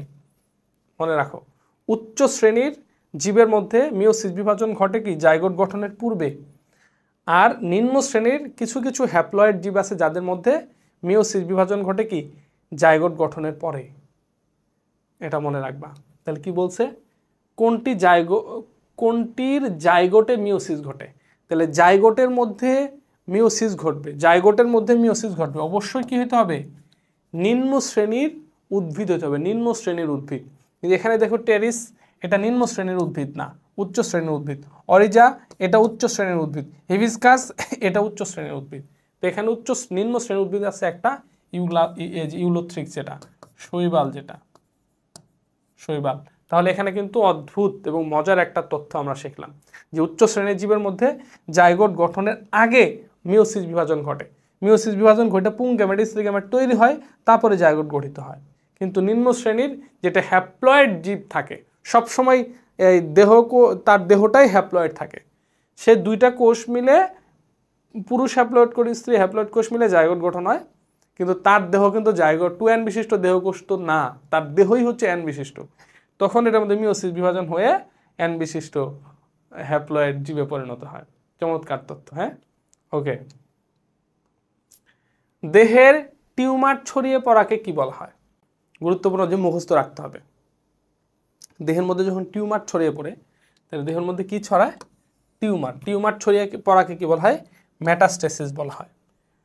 যেখানে অনিয়ন্ত্রিত বিভাজনের মাধ্যমে দেহের মধ্যে টিউমার ছড়ায়, তাহলে এই টিউমার ছড়িয়ে যাওয়ার প্রক্রিয়াটাকে কি বলা হয়, মেটাস্টেসিস বলা হয়। কি বলে, মেটাস্টেসিস বলা হয়। কোন ধাপে বিপাকীয় নিউক্লিয়াস পাওয়া যায়, এই যে এটা আবার কমন রিপিট হয়েছে, এটা আমরা আগে পড়ছি, সেটা হচ্ছে কি ইন্টারফেজ ধাপের মধ্যে বিপাকীয় নিউক্লিয়াস পাওয়া যায়। বিপাকীয় নিউক্লিয়াস পাওয়া যায় কোন ধাপের মধ্যে, বিপাকীয় নিউক্লিয়াস পাওয়া যায় হচ্ছে ইন্টারফেজ ধাপের মধ্যে। কোন ধাপে, ইন্টারফেজ ধাপের মধ্যে। কোষ বিভাজনের কোন দশায় স্পিন্ডল যন্ত্র অদৃশ্য হয়ে যায়, স্পিন্ডল যন্ত্র অদৃশ্য হয়ে যাবে কোন দশায়, একেবারে শেষ দশা যেটা টেলোফেজ দশার মধ্যে স্পিন্ডল যন্ত্র অদৃশ্য হয়ে যায় এবং হচ্ছে পুনরায় নিউক্লিয়ার মেমব্রেন এবং নিউক্লিওলাসের আবির্ভাব ঘটে। ক্রোমোজোমগুলো আবার চিকন এবং লম্বা হতে থাকে। তাহলে কোন দশায় ক্রোমোজোমগুলো চিকন এবং লম্বা হতে থাকে, টেলোফেজ। কোন দশায় নিউক্লিয়ার মেমব্রেন এবং নিউক্লিওলাসের আবির্ভাব ঘটে, টেলোফেজ। কোন দশার মধ্যে স্পিন্ডল যন্ত্র অদৃশ্য হয়ে যায়, টেলোফেজ। কোন দশার মধ্যে স্পিন্ডল ফাইবার অদৃশ্য হয়ে যায়, টেলোফেজ। বুঝতে পারছি, ওকে। কোষ চক্রের বিরাম 1 গ্যাপ 1 দশায় ব্যয়িত সময়। এই যে বিরাম 1 যেটা আমরা কোষ চক্র জানি যে প্রথমে হলো এম দশা যেখানে মাইটোসিস বিভাজন ঘটে। এই এম দশার মধ্যে সময় যায় হচ্ছে 5 থেকে 10%। এম দশার পরবর্তী হচ্ছে যে দশাটা সেটা হচ্ছে G1 গ্যাপ 1 দশা যেটা হচ্ছে কি, যেটা হচ্ছে গ্যাপ 1 G1 দশা। এটার মধ্যে সময় ব্যয় করে হচ্ছে 30 to 40% সময়, 30 to 40% সময়। এরপরে হচ্ছে কি, এরপর হচ্ছে এস দশা। এস দশার মধ্যে সবচেয়ে বেশি সময় ব্যয় করে, মোটামুটি 30 to 50% সময় ব্যয় করে এস দশার মধ্যে। এটা হচ্ছে এস দশা। তার পরবর্তীতে যেটা হচ্ছে সেটা হচ্ছে G2 গ্যাপ 2 দশা। গ্যাপ 2 দশার মধ্যে সময় ব্যয় করে 10 to 20% সময়, 10 to 20% সময়। এই যে কোন দশার মধ্যে, আমরা কিন্তু বেসিক লেকচার এগুলা কিন্তু খুবই গুরুত্ব দিয়ে আমরা এগুলো পড়ছি, ঠিক আছে? একেবারে প্রত্যেকটা পার্ট G1 S G2 প্রত্যেকটা পয়েন্ট আমরা লিখে দিছি, ঠিক আছে? তাহলে G1 এর মধ্যে 30 to 40%, S এর মধ্যে 30 to 50%, G2 এর মধ্যে 10 to 20% আর M এর মধ্যে 5 to 10%। এই স্ট্রাকচারটা মনে রাখতে হবে, কোন ধাপের মধ্যে কি কাজ হয়, গুরুত্বপূর্ণ কি ঘটনা ঘটে, এগুলো একটু মনে রাখতে হবে। এখান থেকে অসংখ্য এমসিকিউ আসে। তাহলে G1 গ্যাপ 1 বিরাম 1 দশায় ব্যয়িত সময় হচ্ছে 30 to 40%। তাহলে উত্তর হচ্ছে খ, 30 to 40%, 30 থেকে 40% সময় ব্যয় করে। কোন উপপর্যায়ে বাইভ্যালেন্ট সৃষ্টি হয়? চিত্র 8 করে দেখাইছি। ল্যাপটোটিন, এরপরেরটা কি জাইগোটিন। জাইগোটিনের মধ্যে জোড়বদ্ধ হয়, এই জোড়াগুলাকে কি বলা হয়? বাইভ্যালেন্ট বলা হয়। তাহলে সেটা অবশ্যই কি জাইগোটিন। উপপর্যায় কোনটা বাইভ্যালেন্ট গঠন করে? জাইগোটিনের মধ্যে। মিওসিসের প্রোফেজ 1 এর সঠিক ক্রম। প্রোফেজ 1 এর এই যে 5টা আমি বলছিলাম যে ক্রমটা মনে রাখবা, ক্রমটা মনে রাখতে হবে। তাহলে ক্রমটা কি? ল্যাপটোটিন, জাইগোটিন, প্যাকাইটিন, ডিপ্লোটিন। জি এটাই হলো সঠিক ক্রম। ল্যাপটোটিন, জাইগোটিন, প্যাকাইটিন, ডিপ্লোটিন এবং সর্বশেষ হচ্ছে ডায়াকাইনেসিস। ওকে। মিওসিসের প্রোফেজ 1 এর প্যাকাইটিন উপদশায় দৃশ্যমান এক্স আকৃতির অংশকে, এই যে এক্স আকৃতির যে অংশ, এখানে এই অংশটাকে কি বলা হয়? কায়াজমা বলা হয়। তাহলে এক্স আকৃতির অংশকে কি বলে? এক্স আকৃতির অংশটাকে কায়াজমা বলা হয়। কি বলা হয়? কায়াজমা বলা হয়। নিচের কোনটিতে ক্রোমোজোম গতিপ্রাপ্ত হয়? ক্রোমোজোমগুলা গতিপ্রাপ্ত হয়, গতি, অ্যানাফেজ ধাপ মানেই তো, অ্যানা মানে হচ্ছে গতি, অ্যানা মানে হচ্ছে গতি, ফেজ মানে হচ্ছে ধাপ, গতিময় ধাপ। তাহলে সঠিক হচ্ছে ক্রোমোজোমগুলা কি গতিপ্রাপ্ত হয় কোন ধাপে? অ্যানাফেজ ধাপের মধ্যে। কোষচক্রের সংশ্লেষণ দশায় ব্যয়িত সময়। এই যে একটু আগেই দেখো আমরা কোষচক্রের যে স্ট্রাকচারটা আঁকলাম, এই যে এখানে হচ্ছে এম দশা, মাইটোসিস দশা, G1 গ্যাপ 1, এই যে এস দশা। এই এস দশার আরেকটা নাম হচ্ছে সংশ্লেষণ দশা, যেখানে ডিএনএ অনুলিপন বা ডিএনএ প্রতিলিপন সম্পন্ন হয়, ডিএনএ রেপ্লিকেশন সম্পন্ন হয় এই এস দশার মধ্যে। তাহলে ডিএনএ রেপ্লিকেশন হয় কোন দশায়? এস দশায়। এস দশার আরেকটা নাম কি? সংশ্লেষ দশা। এটার ব্যয়িত সময় কত? 30 to 50%, 30 to 50%। এই জন্য বুঝে বুঝে সলভ করবা। তাহলে হচ্ছে এই যে কোষচক্রের সংশ্লেষ দশায় ব্যয়িত, সংশ্লেষ দশা মানে কি? এস দশা। এস দশার মধ্যে ব্যয়িত সময় হচ্ছে 30 to 50%। এস দশার মধ্যে ব্যয়িত সময় হচ্ছে 30 to 50%। ধান গাছের কোথায় মিওসিস ঘটে? মিওসিস ধান গাছ, মানুষ, গরু, ছাগল, ভেড়া, জবার গাছ এগুলা কোনো কিছু নাই। মিওসিস বিভাজন কোথায় ঘটে? সব সময় মিওসিস বিভাজন ঘটে জনন মাতৃকোষে। মিওসিস বিভাজন কোথায় ঘটে? জনন মাতৃকোষে ঘটে। কোষ বিভাজনের কোন দশায় টেট্রাড অবস্থার তৈরি হয়? বলে দিছি, বারবার বলে দিছি, টেট্রাড অবস্থার তৈরি হয়। কি বলছিলাম? 2 ভাগে ভাগ হয়, টেট্রাড অবস্থার সৃষ্টি হয়, কায়াজমা সৃষ্টি হয়, এক্স আকৃতির মনে হয়, ক্রসিং ওভার সম্পন্ন হয়। সবগুলা তথ্য হচ্ছে প্যাকাইটিন উপদশায়। কোষ বিভাজনের কোন দশায় টেট্রাড হয়? সেটা অবশ্যই কি প্যাকাইটিন। কোষ বিভাজনের কোন ধাপে ক্রোমোজোমগুলো VLJI আকৃতি ধারণ করে? ভি হচ্ছে মেটাসেন্ট্রিক, এল হচ্ছে সাবমেটাসেন্ট্রিক, জে হচ্ছে অ্যাক্রোসেন্ট্রিক, আই হচ্ছে টেলোসেন্ট্রিক। এগুলা ধারণ করে কোন ধাপা, কোনটার মধ্যে? অ্যানাফেজ ধাপের মধ্যে। যখন ক্রোমোজোমগুলো এক মেরু থেকে এই বিষুবীয় অঞ্চল থেকে মেরুর দিকে যখন যায় তখনই এরকম আকার ধারণ করে, অ্যানাফেজ ধাপের মধ্যে। প্রোফেজ 1 এর কোন উপপর্যায়ে নিউক্লিয়ার মেমব্রেনের বিলুপ্তি ঘটে?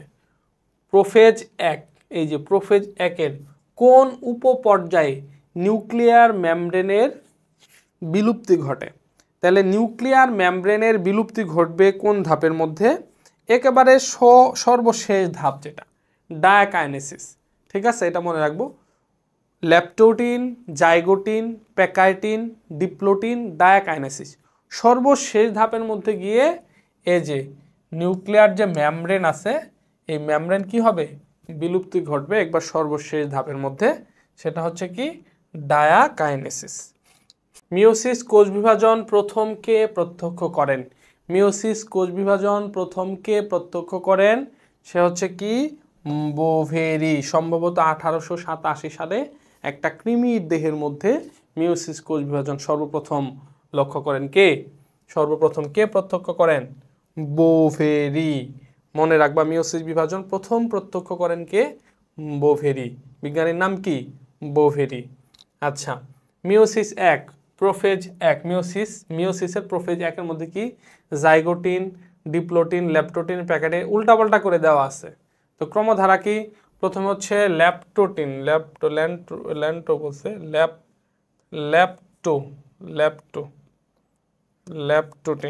এটা হচ্ছে ল্যাপটোটিন। তাহলে প্রথমে হচ্ছে কি? যেটা হবে ল্যাপটোটিন, তারপরে হচ্ছে জাইগোটিন, তারপরে হচ্ছে প্যাকাইটিন, তারপরে হচ্ছে ডিপ্লোটিন, তারপরে হচ্ছে ডায়াকাইনেসিস। এরকম হবে, রাইট? তার মানে সি এ, ক্রমধারাটা কি হবে? C A D B E, C A D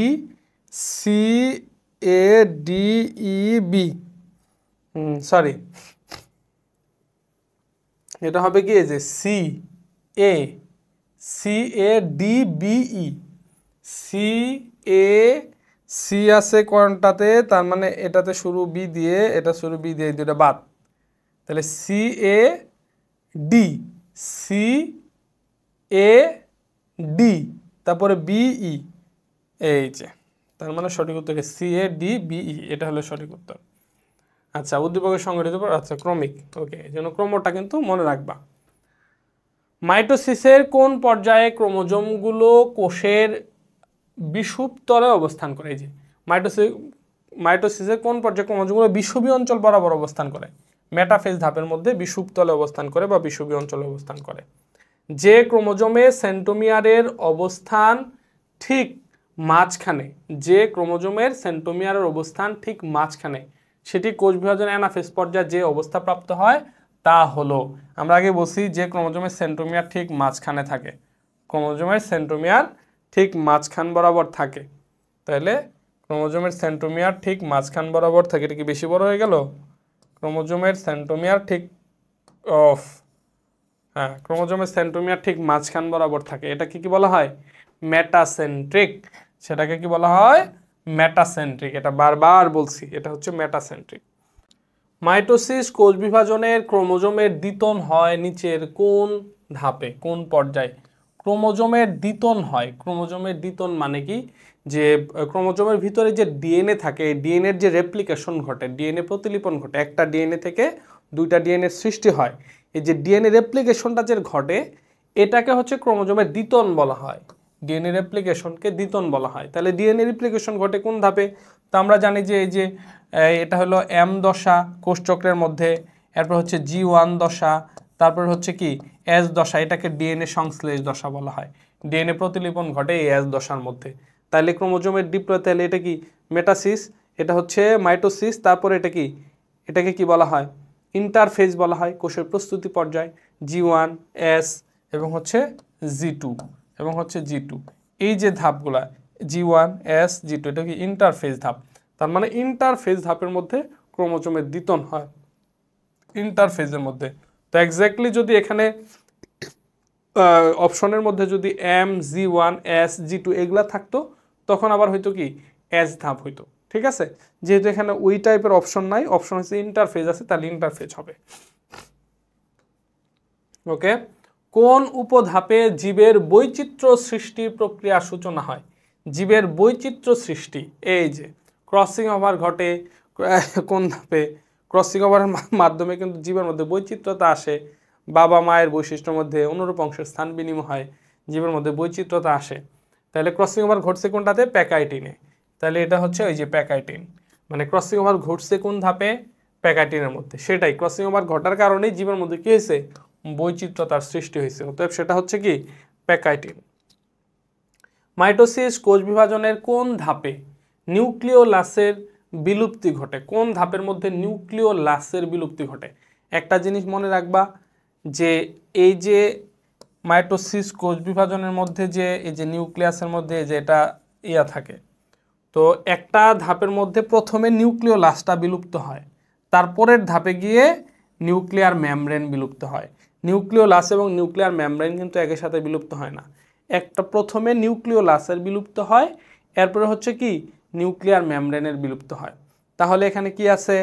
তাহলে অবশ্যই কি বলছে? মাইটোসিস কোষ বিভাজনের কোন ধাপে নিউক্লিওলাসের বিলুপ্তি ঘটে? নিউক্লিওলাসের বিলুপ্তি ঘটে হচ্ছে প্রোফেজ ধাপে।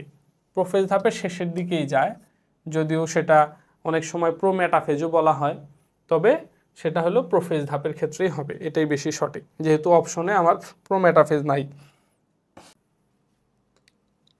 নিচের কোনটির মিলন ক্যারিওগ্যামি? এই যে ক্যারিওগ্যামি, নিউক্লিয়াসের মিলনকে ক্যারিওগ্যামি বলা হয়, মুখস্থ করবা যে ক্যারিওগ্যামি কি?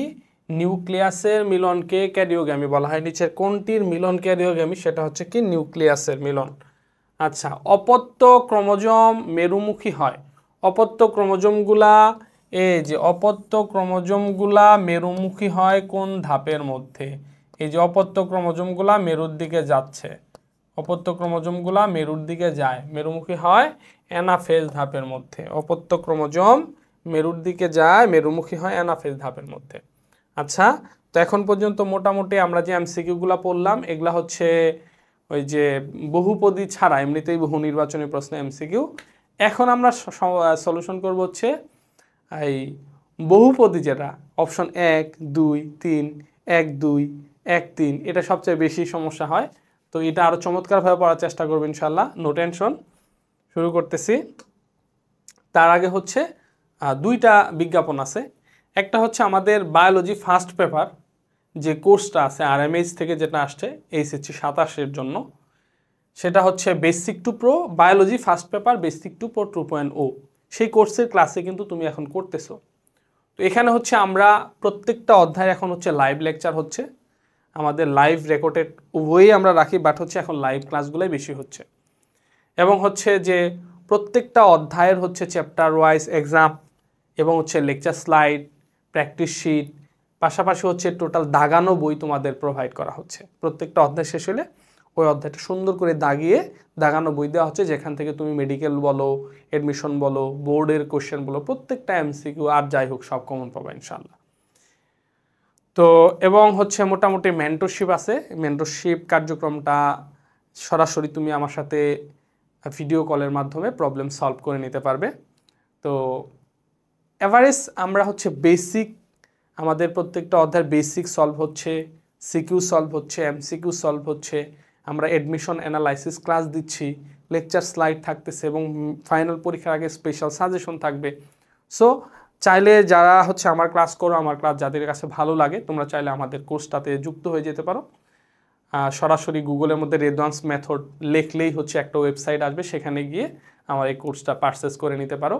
এখন হচ্ছে 2490 টাকা দিয়ে তুমি এই কোর্সটা নিতে পারবা। 2490 টাকা শুধু ফার্স্ট পার্ট, 2490 টাকা দিয়ে কোর্সটা নিয়ে নিতে পারবা। আশা করি আমার ক্লাস স্পেশালি যারা করো ভালো লাগে, খুব এনজয় করতে পারবা, খুব মজা পাবা ইনশাল্লাহ। এবং হচ্ছে যে আরেকটা স্পেশাল, তোমরা সবাই জানো যে আমার লেখা একটা বই আছে সহজ বায়োলজি প্রথম পত্র। তো এই বইটা অসাধারণ একটা বই। 2025 সালে যে ফাইনাল পরীক্ষা হয়ে গেছে এখানে অ্যাভারেজ প্রত্যেকটা বোর্ডের মধ্যে আমি দেখছি 80 to 90% প্রশ্ন একবার হুবহু এই বই থেকে কমন পড়ছে, একেবারে হুবহু সৃজনশীলের ক্ষেত্রে। ঠিক আছে, তো যারা বায়োলজিতে একটু দুর্বল, স্ট্রাগল করতেছো, বায়োলজিতে যারা ভালো করতে চাও, অনেক স্টুডেন্ট আছে না একটু অল্প পড়াশোনা করে ভালো করতে চায়, বা এমন একটা বই খুঁজছে যেখান থেকে সব প্রশ্ন পরীক্ষায় আসবে, জাস্ট ওইটা পড়ে যাবে, রেজাল্টটা ভালো হয়ে যাবে, সব প্রশ্ন কমন পাবা, জাস্ট এরকম একটা বই হচ্ছে এই যে সহজ বায়োলজি বইটা। আমি যদি সরাসরি একটু দেখাই, এই যে ছোট্ট বই, একেবারে ছোট্ট বই, সহজ বায়োলজি। তো এই বইটা তোমরা সংগ্রহ করতে পারো, আশা করি ভালো লাগবে। বইটা হাতে পাওয়ার পর তুমি খুশি হয়ে যাবে। অ্যাটলিস্ট এখন পর্যন্ত যারা বইটা নিছে মানে জাস্ট তারা খুশি হয়ে যে বইটা অনেক ভালো। ঠিক আছে, সো বইটা নিতে পারো তোমরা। একবারে এসএসসির আমার যে সহজ বায়োলজি বইটা ছিল ওইটার মতো করেই লেখা। তো তোমরা জানো যে এটা বাংলাদেশের মধ্যে খুবই আলোচিত একটা বই, এবং হচ্ছে স্টুডেন্টদের মানে কি বলে, স্টুডেন্টরা বইটা পেলে অনেক খুশি হয়ে যায় আর কি। তো বইটা রকমারি.com-এ পাওয়া যাচ্ছে, সরাসরি রকমারি.com লিখে সহজ বায়োলজি লিখলে এভাবে সহজ বাংলাতে, ইংরেজিতে বায়োলজি লিখবে, চলে আসবে। wafilife.com এখান থেকেও নিতে পারো, সেখানে সহজ বায়োলজি বাংলাতে লিখবা, বাংলাতে সহজ বায়োলজি বাংলাতে লিখবা, তাহলে চলে আসবে। অথবা যদি প্রবলেম মনে করে লিঙ্কটিং খুঁজে পাচ্ছ না কিভাবে নিবা, হ্যাঁ, তাহলে সরাসরি আমার এই যে হোয়াটসঅ্যাপ নাম্বার আছে এই নাম্বারে হোয়াটসঅ্যাপ করে দিবা, ইনশাআল্লাহ আমি তোমাকে রিপ্লাই দিয়ে হেল্প করব। সরাসরি আমার কাছ থেকেও নিতে পারো। ঠিক আছে, বা কেউ যদি বিভিন্ন লাইব্রেরিগুলো থেকে নিতে চাও সেটাও পারবা। সেই ক্ষেত্রে আমাদের কাছ থেকে একটু শুনতে হবে যে ওই লাইব্রেরিতে আছে কি না, জাস্ট আমার কাছে এনশিওর হবে যে আমি কি এই লাইব্রেরিতে পাবো, আমি তোমাকে এনশিওর করে দিব যে কোন লাইব্রেরি থেকে তুমি নিতে পারবা। ঠিক আছে, যে কোনো বিস্তারিত তথ্যের জন্য আমাকে এই নাম্বারে হোয়াটসঅ্যাপ করবা। আর কোর্সে যদি ওয়েবসাইটে কোনো প্রবলেম হয় যে ভর্তি হতে পারছো না, যুক্ত হতে পারছো না, এই খুঁজে পাচ্ছ না, এই সেই, তাইলেও আমাকে হোয়াটসঅ্যাপ করবা। ঠিক আছে, ওকে, চলো আমরা শুরু করি। তো প্রথম বহুপদীর মধ্যে আমরা যাচ্ছি। মিওসিস বিভাজন ঘটে। মিওসিস বিভাজন কোথায় ঘটে? হ্যাপ্লয়েড জীবের জায়গোটে। জি, এটা কিন্তু একটু আগে আমরা বলছিলাম, একটু আগে আমরা পড়ছিলাম যে হ্যাপ্লয়েড জীব যেগুলা, এগুলা জায়গোটের মধ্যে মিওসিস বিভাজন ঘটে। আর উন্নত শ্রেণীর জীবের মধ্যে ডিপ্লয়েড কোষের মধ্যে কি বা নিষেকের আগে মিওসিস বিভাজন ঘটে। তাহলে হ্যাপ্লয়েড জীবের জায়গোটে ঘটে, এটা সঠিক, এটা অবশ্যই সঠিক।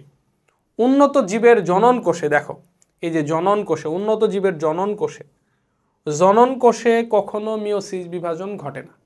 উন্নত শ্রেণীর জীবে জনন কোষে কখনো মিওসিস বিভাজন ঘটে না। এটা অনেক গাইডের মধ্যে দেখবে 1, 2, 3 দিয়ে দিছে, 1, 2, 3 কিন্তু হবে না।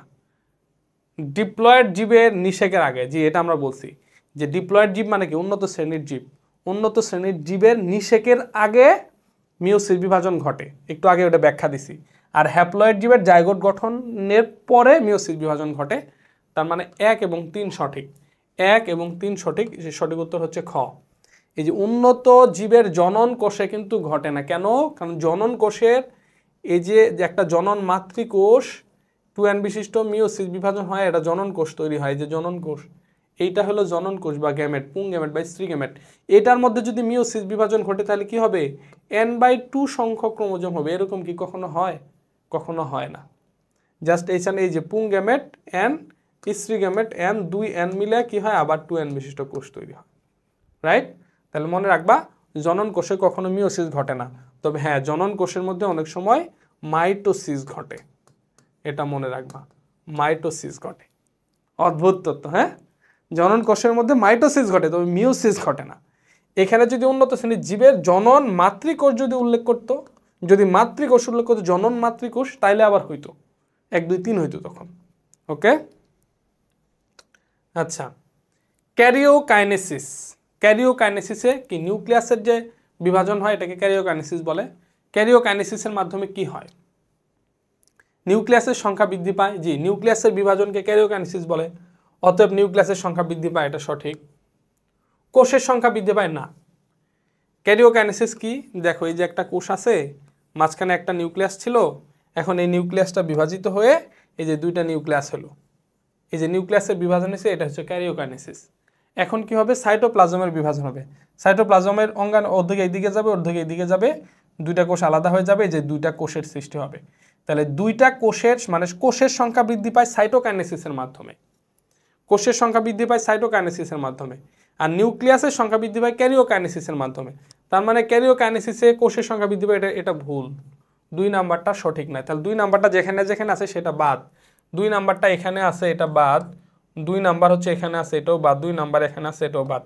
তার মানে 3 নাম্বার অপশন না দেখে আমি বলতে পারতেছি সঠিক উত্তর হবে এটা। বহুপদীর সুবিধা এটা, যে কোনো একটা পারা গেলে উত্তরটা পারা যায়। এই যে আমি শিওর হয়েছি যে 2 নাম্বারটা, আমি ধরে এটাও পারি না এটাও পারি না, 2 নাম্বারটা আমি পারি, যে এটা হবে না এটা আমি নিশ্চিত। তাহলে 2 যেখানে আছে সেটা বাদ দিয়ে দিলাম, তাহলে বাদ থাকলো একটা। সঠিক উত্তর 1 এবং 3। কথা কি বুঝতে পারছি? আচ্ছা, তো এই কোশ্চেনের চিত্রটা এই কোশ্চেনের না, এই কোশ্চেনের ক্ষেত্রে না, এই চিত্রটা এমনি ভুলে দেওয়া হয়েছে আর কি। পরের কোশ্চেনে যাচ্ছি। উপরের চিত্রে প্রদর্শিত প্রক্রিয়া, এখন এই যে এই চিত্রটা, এই চিত্রটা হলো এই কোশ্চেনের এই চিত্রটা। তাহলে চিত্রটা হচ্ছে কি, এখানে এই যে জোড়বদ্ধ ক্রোমোজোম, এখানে ক্রসিং ওভার ঘটছে আর কি। ওকে, এই যে এই যে এরকম ক্রসিং ওভারটা ঘটছে। ওকে, তাহলে হচ্ছে উপরের চিত্রে প্রদর্শিত প্রক্রিয়ার ফলে জিনগত পরিবর্তন সাধিত হয়। ক্রসিং ওভারের মাধ্যমে জিনগত পরিবর্তন হয়, জীবের মধ্যে বৈচিত্র্যতা আসে, জিনগত পরিবর্তন সাধিত হয়, এটা সঠিক। ক্রোমোজোমের সংখ্যার পরিবর্তন হয় না। ক্রসিং ওভারের মাধ্যমে ক্রোমোজোমের সংখ্যার কোনো পরিবর্তন হয় না। যেমন ধরো এখানে 2টা ক্রোমোজোম আছে, ক্রসিং ওভার পরে জাস্ট এই অংশটা এই পাশে চলে আসছে, এই অংশটা এবার চলে গেছে, বাট ক্রসিং ওভারের পরেও এই 2টা ক্রোমোজোমই থাকে। তো ক্রোমোজোমের সংখ্যার কি হয় না, কোনো পরিবর্তন হয় না। তার মানে 2 নাম্বারটা হবে না। তাহলে 2 নাম্বার যেখানে আছে সেটা বাদ, এখানে আছে এটা বাদ, এখানে আছে এটা বাদ, এখানে আছে এটা বাদ, বাকি অপশন দেখার দরকার নাই। সঠিক উত্তর হচ্ছে 1 এবং 3। প্রজাতিতে বৈচিত্র্যতা আসে, জি এটা সঠিক। জিনগত পরিবর্তন আসলেই বৈচিত্র্যতাও আসে, এটাও সঠিক। ওকে, নেক্সট কোশ্চেন। মিওসিস কোষ বিভাজনের ফলে, মিওসিস বিভাজনের মাধ্যমে কি হয়, জীবে বৈচিত্র্যতা? জি, মিওসিসের মধ্যে ক্রসিং ওভার ঘটে, এর কারণে জীবের মধ্যে বৈচিত্র্যতা আসে, এটা সঠিক। ক্ষতস্থান পূরণ করে না, ক্ষতস্থান পূরণ করে না। ক্ষতস্থান পূরণ করে কিসের মাধ্যমে? মাইটোসিসের মাধ্যমে। মাইটোসিসের মাধ্যমে ক্ষতস্থান পূরণ করে, অথবা 2 হবে না, 2 যেখানে আছে সেটা বাদ। বারে এটা দেখি সবগুলো 1 এবং 3 হচ্ছে, কিছু করার নাই। প্রজাতির সক্রিয়তা ঠিক থাকে, প্রজাতির সক্রিয়তা ঠিক থাকে। জি, মিওসিস বিভাজনের মাধ্যমে প্রজাতির সক্রিয়তা ঠিক থাকে, ক্রোমোজোম সংখ্যা ধ্রুবক থাকে। প্রজাতির মধ্যে একটা প্রজাতি থেকে অন্য প্রজাতির হুট করে হয় না, সক্রিয়তাটা ঠিক থাকে, যেমন মানুষের পেট থেকে মানুষ হয়। প্যাকাইটিন উপপর্যায়ের ক্ষেত্রে, প্যাকাইটিন উপপর্যায়ের ক্ষেত্রে কাজমা সৃষ্টি হয়, এটা বারবার বলতেছি, কাজমা সৃষ্টি হয়, এটা সঠিক। ট্রেট্রাড অবস্থার সৃষ্টি হয়, এটাও সঠিক। নিউক্লিয়ার মেমব্রেনের বিলুপ্তি ঘটে, নিউক্লিয়ার মেমব্রেন না, নিউক্লিয়ার মেমব্রেনের বিলুপ্তি ঘটে সর্বশেষ ধাপ যেটা ডায়াকাইনেসিস। ডায়াকাইনেসিস এই ধাপের মধ্যে নিউক্লিয়ার বিলুপ্তি ঘটে। অতএব প্যাকাইটিন উপপর্যায়ের ক্ষেত্রে কাইজমা সৃষ্টি হয় এবং ক্রোমোজোমের টেট্রাড অবস্থা সৃষ্টি হয়, এই দুইটাই সঠিক, 1 এবং 2। ওকে, পরবর্তী কোশ্চেনের মধ্যে আমরা যাচ্ছি। সাইটোকাইনেসিসের বৈশিষ্ট্য হলো, সাইটোকাইনেসিসের বৈশিষ্ট্য হলো, সাইটোকাইনেসিসের বৈশিষ্ট্য কি? নিউক্লিয়াসের বিভাজন না। সাইটোকাইনেসিসের বৈশিষ্ট্য কি? সাইটোপ্লাজমের বিভাজনকে সাইটোকাইনেসিস বলা হয়। এখানে সাইটোকাইনেসিসের বৈশিষ্ট্য হলো নিউক্লিয়াসের বিভাজন না, নিউক্লিয়াসের বিভাজন হচ্ছে ক্যারিওকাইনেসিস। তার মানে 1 নাম্বার হবে না, 1 নাম্বার যেখানে আছে সেখানে বাদ, এটাতে আছে বাদ, এটাতে আছে বাদ, এটাতে আছে বাদ, বাকি অপশন না দেখে আমি সঠিক উত্তর দিয়ে দিলাম 2 এবং 3 হবে। বহুপদীর এটা সুবিধা, যে কোনো একটা পারা গেলে বাকিগুলো পারা যায়। সাইটোকাইনেসিসের মাধ্যমে কোষের সংখ্যা বৃদ্ধি ঘটে, যে এটা সঠিক। সাইটোকাইনেসিসের সাইটোপ্লাজমের বিভাজনকে সাইটোকাইনেসিস বলে, এটাও সঠিক। ওকে, নেক্সট কোশ্চেন। নিচের কোনটিতে অ্যামাইটোসিস সংঘটিত হয়? অ্যামাইটোসিস বিভাজন হয়, আমরা জানি যে সাধারণত এককোষী নিম্ন শ্রেণীর জীবের মধ্যে অ্যামাইটোসিস বিভাজন ঘটে। তাহলে ব্যাকটেরিয়া হলো নিম্ন শ্রেণীর আদিকোষী, এটাতে ঘটে, সঠিক। ইস্ট, এটার মধ্যে অ্যামাইটোসিস ঘটে, এটাও সঠিক। অ্যামিবা, এর মধ্যে অ্যামাইটোসিস ঘটে, এটাও সঠিক। তার মানে সঠিক উত্তর হচ্ছে 1, 2, 3। 1, 2, 3 ঘ নাম্বারটা, সবগুলোর মধ্যে অ্যামাইটোসিস বিভাজন ঘটে। কোষ চক্রের, আচ্ছা এটা কোষ বানাটা একটু ভুল লেখছে, এটা হচ্ছে কোষ চক্রের, এটা হচ্ছে কোষ চক্রের, রাইট। কোষ চক্রের G1 উপপর্যায়, গ্যাপ 1 যেটা, বিভিন্ন প্রোটিন ও RNA সংশ্লেষিত হয়। ডিএনএ অনুলিপন ঘটে না, না ডিএনএ অনুলিপন ঘটে না। ডিএনএ অনুলিপন ঘটে হলো অ্যাজ দশার মধ্যে, ডিএনএ অনুলিপন ঘটে কোন দশায়? এস দশার মধ্যে। আর এটা বলছে G1, তার মানে 2 নাম্বারটা হবে না, 2 নাম্বার হবে না, 2 নাম্বার যেখানে আছে সেটা বাদ, 2 নাম্বার এখানে আছে বাদ, এখানে আছে বাদ, এখানে আছে বাদ, তার মানে অটোমেটিক আমি উত্তর পেয়ে গেলাম 1 এবং 3। যে 30 to 40% সময় ব্যয় করে এটা সঠিক, বিভিন্ন প্রোটিন ও আরএনএ তো সংশ্লেষিত করে, এটাও সঠিক। ওকে, কোষচক্রের G2 উপপর্যায়, এখন আসে G2 নিউক্লিয়াস আকারে বাড়ে, জি এটা সঠিক, নিউক্লিয়াস আকারে G2 এর মধ্যে নিউক্লিয়াস আকারে সবচেয়ে বড় হয়। ডিএনএ সংশ্লিষ্ট হয় না, ডিএনএ সংশ্লিষ্ট হয় এস ধাপের মধ্যে, তার মানে 2 হবে না, 10 থেকে 20% সময় ব্যয় করে, জি এটাও সঠিক, 2 হবে না এটা নিশ্চিত, অতএব 2 যেখানে আছে সেটা বাদ, 2 যেখানে আছে সেটা বাদ, অতএব সঠিক উত্তর হচ্ছে 1 এবং 3। ক্রসিং ওভার ঘটে, তাহলে ক্রসিং ওভার ঘটে কোন ধাপে? প্যাকাইটিন ধাপের মধ্যে, ল্যাপটোটিন দশায় না, ল্যাপটোটিনের মধ্যে ক্রসিং ওভার ঘটে না, তার মানে 1 যেখানে আছে সেটা বাদ, 1 এখানে আছে এটা বাদ, 1 এখানে আছে এটা বাদ, 1 এখানে আছে বাদ, তার মানে সঠিক উত্তর হচ্ছে 2 এবং 3। নন সিস্টার ক্রোমাটিডের মধ্যে ক্রসিং ওভার ঘটে, জি এটা সঠিক। হোমোলোগাস ক্রোমোজোমের মধ্যে ক্রসিং ওভার ঘটে, এটাও সঠিক, কারণ ক্রোমোজোমের মধ্যে যে দুইটা যে জোড়া থাকে, এই যে একটা ক্রোমোজোম, এই যে একটা ক্রোমোজোম, এখানে যে ক্রসিং ওভারটা যে ঘটে, এই যে জোড়াটা, এটাই তো এই দুইটাই তো হোমোলোগাস ক্রোমোজোম, একই আকৃতির ক্রোমোজোম, একটা বাবা থেকে আসছে, একটা মা থেকে আসছে। উপরোক্ত প্রক্রিয়ায় সংখ্যা বৃদ্ধি করে, তাহলে এটা এখানে যে চিত্রটা বোঝা যাচ্ছে কিনা জানি না, জাস্ট চিত্রটা আমি যদি আর্ট করে দিই, এমনি একটা কোষ আছে, এই যে পরবর্তী স্টেপ এই যেরকম, এই যেরকম, তার পরবর্তী স্টেপ এখানে একটা কোষ হয়েছে, এখানে একটা কোষ হয়েছে, ব্যাস, তার মানে এটা বোঝা যাচ্ছে অ্যামাইটোসিস বিভাজন। উপরোক্ত প্রক্রিয়ার সংখ্যা বৃদ্ধি করে। অ্যামাইটোসিস বিভাজন কার মধ্যে হয়? ব্যাকটেরিয়ার মধ্যে অ্যামাইটোসিস বিভাজন হয়, সঠিক। ছত্রাকের মধ্যে অ্যামাইটোসিস বিভাজন হয়, সঠিক। এবং হচ্ছে ভাইরাসের মধ্যে না, ভাইরাসের মধ্যে কোনো অ্যামাইটোসিস বিভাজন হয় না, ভাইরাসের মধ্যে অ্যামাইটোসিস বিভাজন হয় না, তাহলে শুধু ব্যাকটেরিয়ার মধ্যে হয় এবং ছত্রাকের মধ্যে হয়। সঠিক উত্তর হচ্ছে 1 এবং 2। ভাইরাসের মধ্যে অ্যামাইটোসিস বিভাজন ঘটে না, ভাইরাসের মধ্যে ভাইরাসের যে সংখ্যা বৃদ্ধির প্রক্রিয়া, এটা সম্পূর্ণ ডিফারেন্ট একটা প্রক্রিয়া। সো হচ্ছে সঠিক উত্তর 1 এবং 2, 3 হবে না, কারণ ভাইরাস তো জীব না, জীবের মধ্যে কোষ বিভাজন ঘটে, ভাইরাস কিন্তু জীব না, ভাইরাস জীবও না জড়ও না, দুইটার মাঝামাঝি কিছু একটা, সো এখানে ভাইরাস বিষয়টা আসবে না। ইন্টারফেজ কেজ লেখা হয়েছে, এটা হলো ইন্টারফেজ।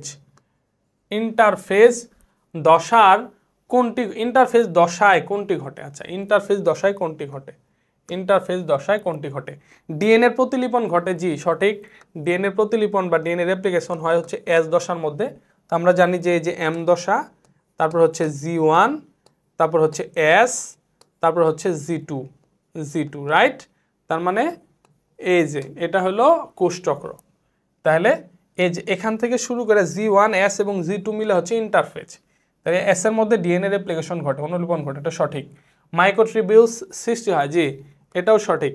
এই যে G2-র মধ্যে যা মাইক্রোটিবিউলস সৃষ্টি হয়, তারপর এডিপি তৈরি হয়, না না, এটা দেখো অনেক গাইডের মধ্যে এটা কনফিউশন তৈরি করবে যে এটা অনেক সময় 1 2 3 দেওয়া আছে, আসলে এটিপি তৈরি হয়, নট এডিপি। এটিপি তৈরি হয়, কি তৈরি হয়? এটিপি তৈরি হয়। সো এডিপি তৈরি হবে না, এটিপি তৈরি হবে, তার মানে সঠিক উত্তর হবে কি 1 এবং 2। অনেক গাইডের মধ্যে দেখবা 1 2 3 দেওয়া আছে, মাথায় রাখবা এডিপি হবে না, এটিপি তৈরি হয় আসলে মূলত। আচ্ছা, পরের কোশ্চেন, উদ্দীপকের আলোকে পরবর্তী 2টি প্রশ্নের উত্তর দাও। তো এখানে ক্রসিং ওভারকে দেখানো হয়েছে, চিত্রটা বোঝা যাচ্ছে না, চিত্রটা যেহেতু বোঝা যাচ্ছে না, চিত্রটা আমি একটু আর্ট করে দেই। এই যে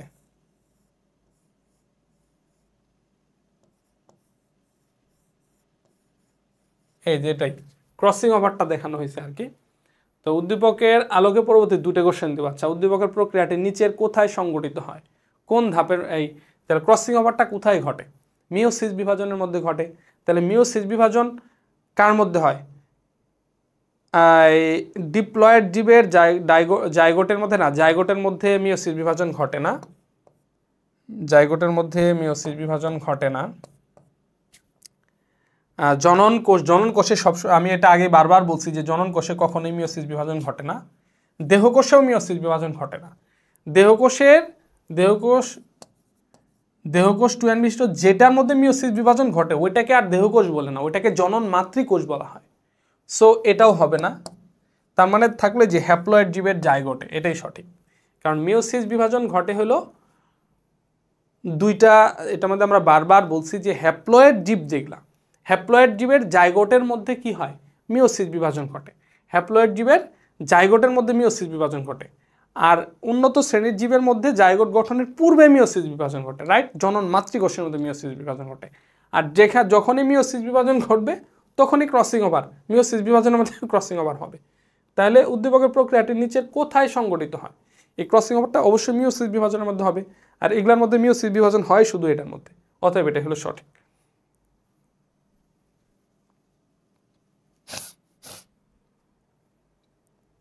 আচ্ছা, পরবর্তী কোশ্চেন হচ্ছে সেম কোশ্চেন, সেম উদ্দীপকটাই, এই যে উদ্দীপক যেটা এখানে বলছিলাম চিত্র সেটাই। ওকে, এখানে বলছে যে উদ্দীপকের প্রক্রিয়াটির ফলে, মানে এই ক্রসিং ওভারের ফলে জীবে কি ধরনের পরিবর্তন সাধিত হয়? ক্রসিং ওভারের ফলে কি হয় বা মিওসিস বিভাজনের ফলে কি হয়? নতুন বৈশিষ্ট্যপূর্ণ প্রকরণ সৃষ্টি হয়। জি, এটা সঠিক, নতুন বৈশিষ্ট্যপূর্ণ প্রকরণ হয়, বিবর্তন যেটাকে সমর্থন করে আর কি, বর্তমানের বায়োলজিক্যালি ধরো এটা সঠিক। জিনের নতুন বিন্যাস হয়, জিনের নতুন বিন্যাস হয়, যে জিনের মধ্যে অনুরূপ অংশের পরিবর্তন হয়, এর ফলে নতুন বিন্যাস হয়, এটাও সঠিক।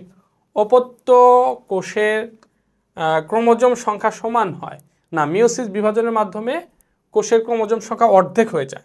ক্রোমোজোম সংখ্যা কি হয়? অর্ধেক হয়, অর্ধেক হয়, ক্রোমোজোম সংখ্যা সমান হয় না। তার মানে এই 3 নাম্বারটা ভুল, 3 নাম্বারটা যেখানে আছে সেখানে বাদ, এখানে আছে, এখানে আছে, এখানে আছে, বাদ। অতএব সঠিক উত্তর হচ্ছে 1 এবং 2।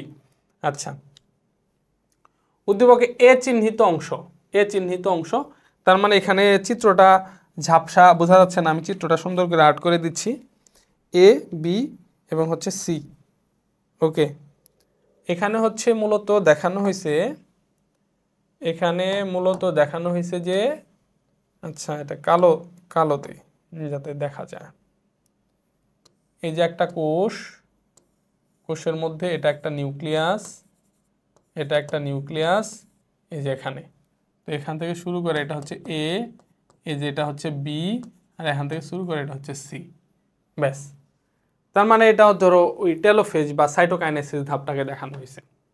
এ চিহ্নিত অংশটি হলো এই যে এ চিহ্নিত অংশ, যেটা এটা, এটা কি মায়োসাইট, মাতৃকোষ, অপত্য কোষ না জনন কোষ? অবশ্যই এটা কি অপত্য কোষ। নতুন যে কোষের সৃষ্টি হবে, এই যে নতুন 2টা কোষের সৃষ্টি হলো, তার মানে এ যেটা, এটা হলো একটা কি অপত্য কোষ। এটা হচ্ছে কি কি কোষ? অবশ্যই সেটা হচ্ছে কি কোষ? অপত্য কোষ। ওকে, আচ্ছা, পরবর্তী কোশ্চেন কি? উদ্দীপক বি দ্বারা নির্দেশিত, বি দ্বারা, তাহলে আমরা জাস্ট এটা আবার একটু দেখি। বি যেটা, এই যে মাঝখানে যেটা, মাঝখানে যে রেখাটা, এটা কি বি দ্বারা নির্দেশিত? কি বি দ্বারা নির্দেশিত প্রধান গঠন উপাদান? আচ্ছা, তাহলে বি এখানে মূলত কি হয়? কোষ, কোষ প্রাচীরের সৃষ্টি হয়। এর চারপাশে যেহেতু কোষ প্রাচীর আছে, এখান দিয়ে কোষ প্রাচীরের সৃষ্টি হয়। তাহলে কোষ প্রাচীরের প্রধান উপাদান কি? কোষ প্রাচীরের প্রধান উপাদান হচ্ছে কি সেলুলোজ। কোষ প্রাচীরের প্রধান উপাদান কি হবে? সেলুলোজ হবে।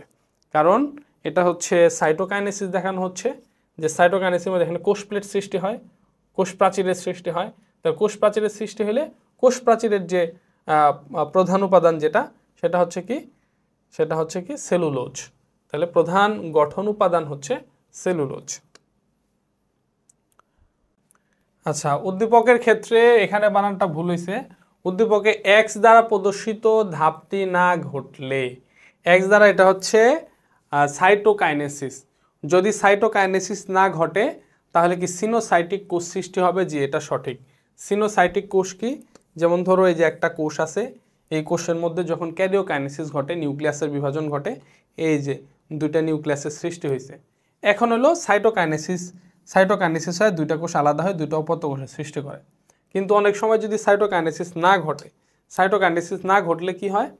এই যে একটা কোষই থাকে, একটা কোষই থাকে, কোষের মধ্যে 2টা নিউক্লিয়াস হয়ে গেল, তাহলে নিউক্লিয়াস বেড়ে গেল। আবার অনেক সময় এটার মধ্যে আবার ক্যারিওকাইনেসিস যদি ঘটে, তখন এখানে আর একটা নিউক্লিয়াস সৃষ্টি হয়, এখানে আর একটা নিউক্লিয়াস সৃষ্টি হয়।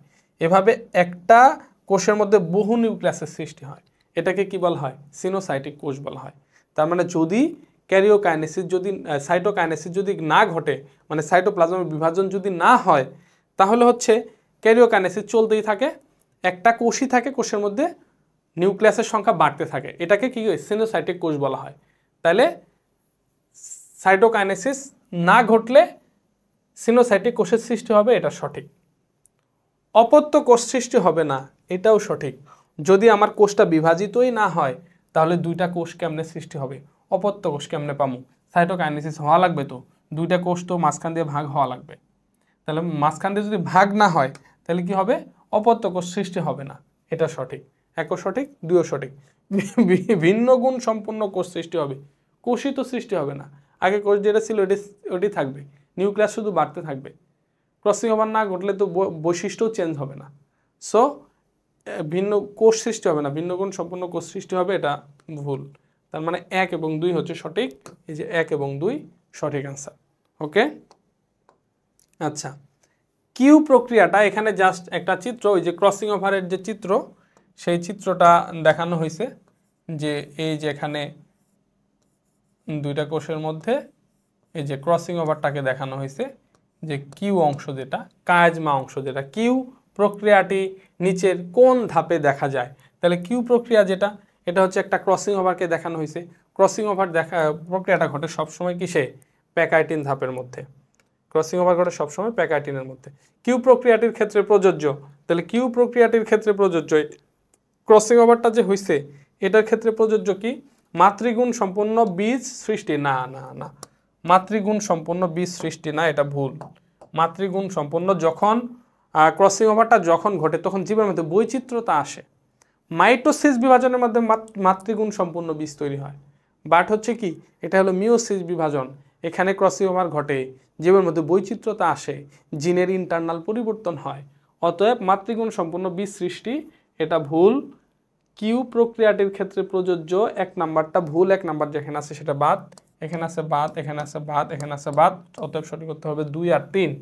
নতুন প্রকরণ সৃষ্টি হয়, জি, নতুন প্রকরণ সৃষ্টি হয়, জিনগত পরিবর্তন হয়, জিনগত পরিবর্তন হয়, জি সঠিক। তার মানে 2 এবং 3। ওকে, পরবর্তী কোশ্চেন। আচ্ছা, এখানে হচ্ছে চিত্র, একটা ঝাপসা চিত্র হইলেও বোঝা যাচ্ছে না, বাট আমি চিত্রটা বুঝাই দিই, আমি এখানে অ্যাড করে দিই। এই যে এখানে একটা চিত্র দিছে, মনে রাখবা বইয়ের মধ্যে দিলে বইয়ের মধ্যেও কিন্তু তোমাকে ঝাপসা চিত্রই দিবে, মানে পরীক্ষার মধ্যে যে চিত্র দিবে এটা তোমাকে ঝাপসা চিত্রই দিবে। এই যে এরকম অনেকটা, এই যে এরকম একটা চিত্র এটা আছে, আর এই পাশের চিত্রটা হচ্ছে, এটা হলো চিত্র ক, আর এই পাশের চিত্রগুলো এই যে ক্রোমোজোমগুলা এইদিকে গেছে, আবার এই ক্রোমোজোমগুলা এইদিকে গেছে, মেরুর দিকে আসছে আর কি। আচ্ছা, তাইলে এই যে এক মেরুর দিকে যাচ্ছে আর বাকি ক্রোমোজোমগুলো আর এক মেরুর দিকে যাচ্ছে। ওকে, মাইটোসিস বিভাজনের, তার মানে এটা মেটাফেজ, আর এটা হচ্ছে কি মেটাফেজের পরে হচ্ছে অ্যানাফেজ ধাপ। তো ক চিত্রের ক্ষেত্রে ক্রোমোজোমের এরূপ বিন্যাস হওয়াকে কি বলে? এই যে এটা আমরা আগেও পড়ছি, ক্রোমোজোমগুলো যখন বিষুবীয় অঞ্চল বরাবর অবস্থান করে এটাকে কি বলা হয়? মেটাকাইনেসিস বলে। এটা লেসিস দিছে, মেটাকাইনেসিস বলা হয়। ক্রোমোজোমগুলা কি যখন হচ্ছে বিষুবীয় অঞ্চল বরাবর থাকে এই অবস্থাটাকে মেটাকাইনেসিস বলা হয়। ক চিত্রে ক্রোমোজোমের সংখ্যা 16 হলে খ চিত্রের পরবর্তী ধাপে অপত্য কোষের ক্রোমোজোম সংখ্যা কত হবে? রাইট, দেখো তার মানে হচ্ছে যে এখানে মেটাফেজ ধাপ, এখানে হচ্ছে ক্রোমোজোম যদি 16টা ক্রোমোজোম যদি থাকে, 16টা ক্রোমোজোম যদি থাকে, তো পরবর্তী ধাপে কি বলছে? পরবর্তী ধাপে অপত্য কোষের ক্রোমোজোম, তাহলে এটা কি? এটা অবশ্যই কি বিভাজন? মাইটোসিস বিভাজন। এটা অবশ্যই কি বিভাজন? মাইটোসিস। মাইটোসিসের মধ্যে অপত্য কোষের ক্রোমোজোম সংখ্যা মাতৃকোষের কি হয়? সমান হয়। তাহলে এটার মধ্যে যদি ক্রোমোজোম 16টা থাকে তাহলে যে অপত্য কোষ যে হবে, সেই অপত্য কোষ মানে কি নতুন কোষ যে সৃষ্টি হবে, সেই নতুন কোষটার মধ্যে ক্রোমোজোম কয়টা? তাহলে অপত্য, এই যে অপত্য কোষ বলছে, অপত্য কোষের ক্রোমোজোম সংখ্যা তাহলে 16টাই হবে, ক্রোমোজোম সংখ্যা সমান থাকবে, যেহেতু এটা মাইটোসিস বিভাজন, মাইটোসিস বিভাজনের মধ্যে ক্রোমোজোম সংখ্যা সমান থাকে। কিন্তু যদি বলতো যে এই পরের এই মেটাফেজ, যেমন ধরলো মেটাফেজের পরের ধাপে কতগুলো ক্রোমোজোম সৃষ্টি হবে, এটা যদি বলতো, অপত্য কোষ যদি উল্লেখ না থাকতো, অপত্য কোষ যদি উল্লেখ না থাকতো, যদি বলতো যে মেটাফেজের পরের ধাপে ক্রোমোজোম কতগুলা হইতো, তাহলে মেটাফেজের মধ্যে 16টা ক্রোমোজোম, মেটাফেজের মধ্যে লম্বালম্বি ক্রোমোজোম কিন্তু সেন্ট্রোমিয়ার 2 ভাগে ভাগ হয়েছে, হয় অর্ধেক ক্রোমোজোম এক মেরুর দিকে যাবে, বাকি অর্ধেক ক্রোমোজোম এক মেরুর দিকে, তখন 16টা ক্রোমোজোম কি হবে? ক্রোমোজোমগুলো লম্বালম্বি ভাগ হলেই 16টা ক্রোমোজোম থেকে একটা করে ক্রোমোজোম 2টা হয়ে যাবে, তার 32টা হয়ে যাবে, তখন এটা 32 হইতো। যদি বলতো মেটাফেজের পরের ধাপে কতটি ক্রোমোজোম হবে, যদি মেটাফেজে 16টা হয় তাহলে এখানে হবে 32টা, কিন্তু এটা কিন্তু মেটাফেজের পরের ধাপ বলে নাই, বলছে কি মেটাফেজের পরে যে অপত্য ক্রোমোজোমের যে সৃষ্টি হবে, এই অপত্য কোষের সৃষ্টি হবে, এই অপত্য কোষের ক্রোমোজোম সংখ্যা তাহলে মাতৃকোষের সমান হবে 16টা। আচ্ছা, এরপরে হচ্ছে কি উদ্দীপকে বি চিহ্নিত অংশটি, এই যে এখানে একটা ক্রসিং ওভার দেখাইছে, কায়েজমা দেখানো হয়েছে, তাহলে দুইটা নন সিস্টার ক্রোমাটিড এই যে একত্রিত হয়েছে, এই যে একটা ক্রোমোজোম, একটা ক্রোমাটিড, এই যে একটা ক্রোমাটিড কায়েজমার মধ্যে যুক্ত হয়েছে, কায়েজমার মধ্যে যুক্ত হয়েছে, অতএব এটা হচ্ছে কি কায়েজমা, এই যে কায়েজমা, বি চিহ্নিত অংশটি হচ্ছে কি কায়েজমা। আচ্ছা, উদ্দীপকের গঠন প্রোফেজ 1-এর কোন উপদশায়, আচ্ছা কায়েজমা সৃষ্টি হয় কোন দশায়, প্যাকাইটিনের মধ্যে, রাইট, প্যাকাইটিনের মধ্যে, এটা আর নতুন করে ব্যাখ্যা দেওয়ার কিছু নাই।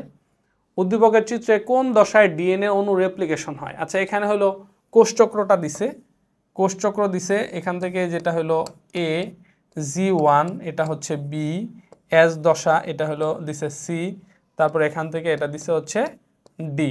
তো আমরা জানি এটা হচ্ছে এম, এটা হচ্ছে G1, এটা হচ্ছে এস, আর এটা হচ্ছে G2।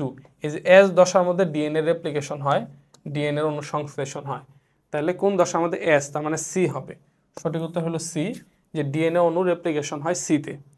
আচ্ছা, তারপর হলো চিত্রে ডি পর্যায়ে, এই যে ডি এর কথা বলছে, এই যে ডির মধ্যে G2 ধাপ, G2 ধাপের মধ্যে কি হয়, ডি পর্যায়ে মাইক্রোটিবিউলস তৈরি সূচনা হয়, ডি পর্যায়ের মধ্যে মাইক্রোটিবিউলস, কারণ হচ্ছে যে এই ধাপের পরেই যা কি হবে, ওই যখন হচ্ছে প্রোমেটাফেজ ধাপের মধ্যে যাবে, স্পিন্ডল যন্ত্রের সৃষ্টি হবে, তার মানে মাইক্রোটিবিউলস লাগবে, যেগুলো দ্বারা স্পিন্ডল যন্ত্র তৈরি হবে, তার মানে এটা সঠিক।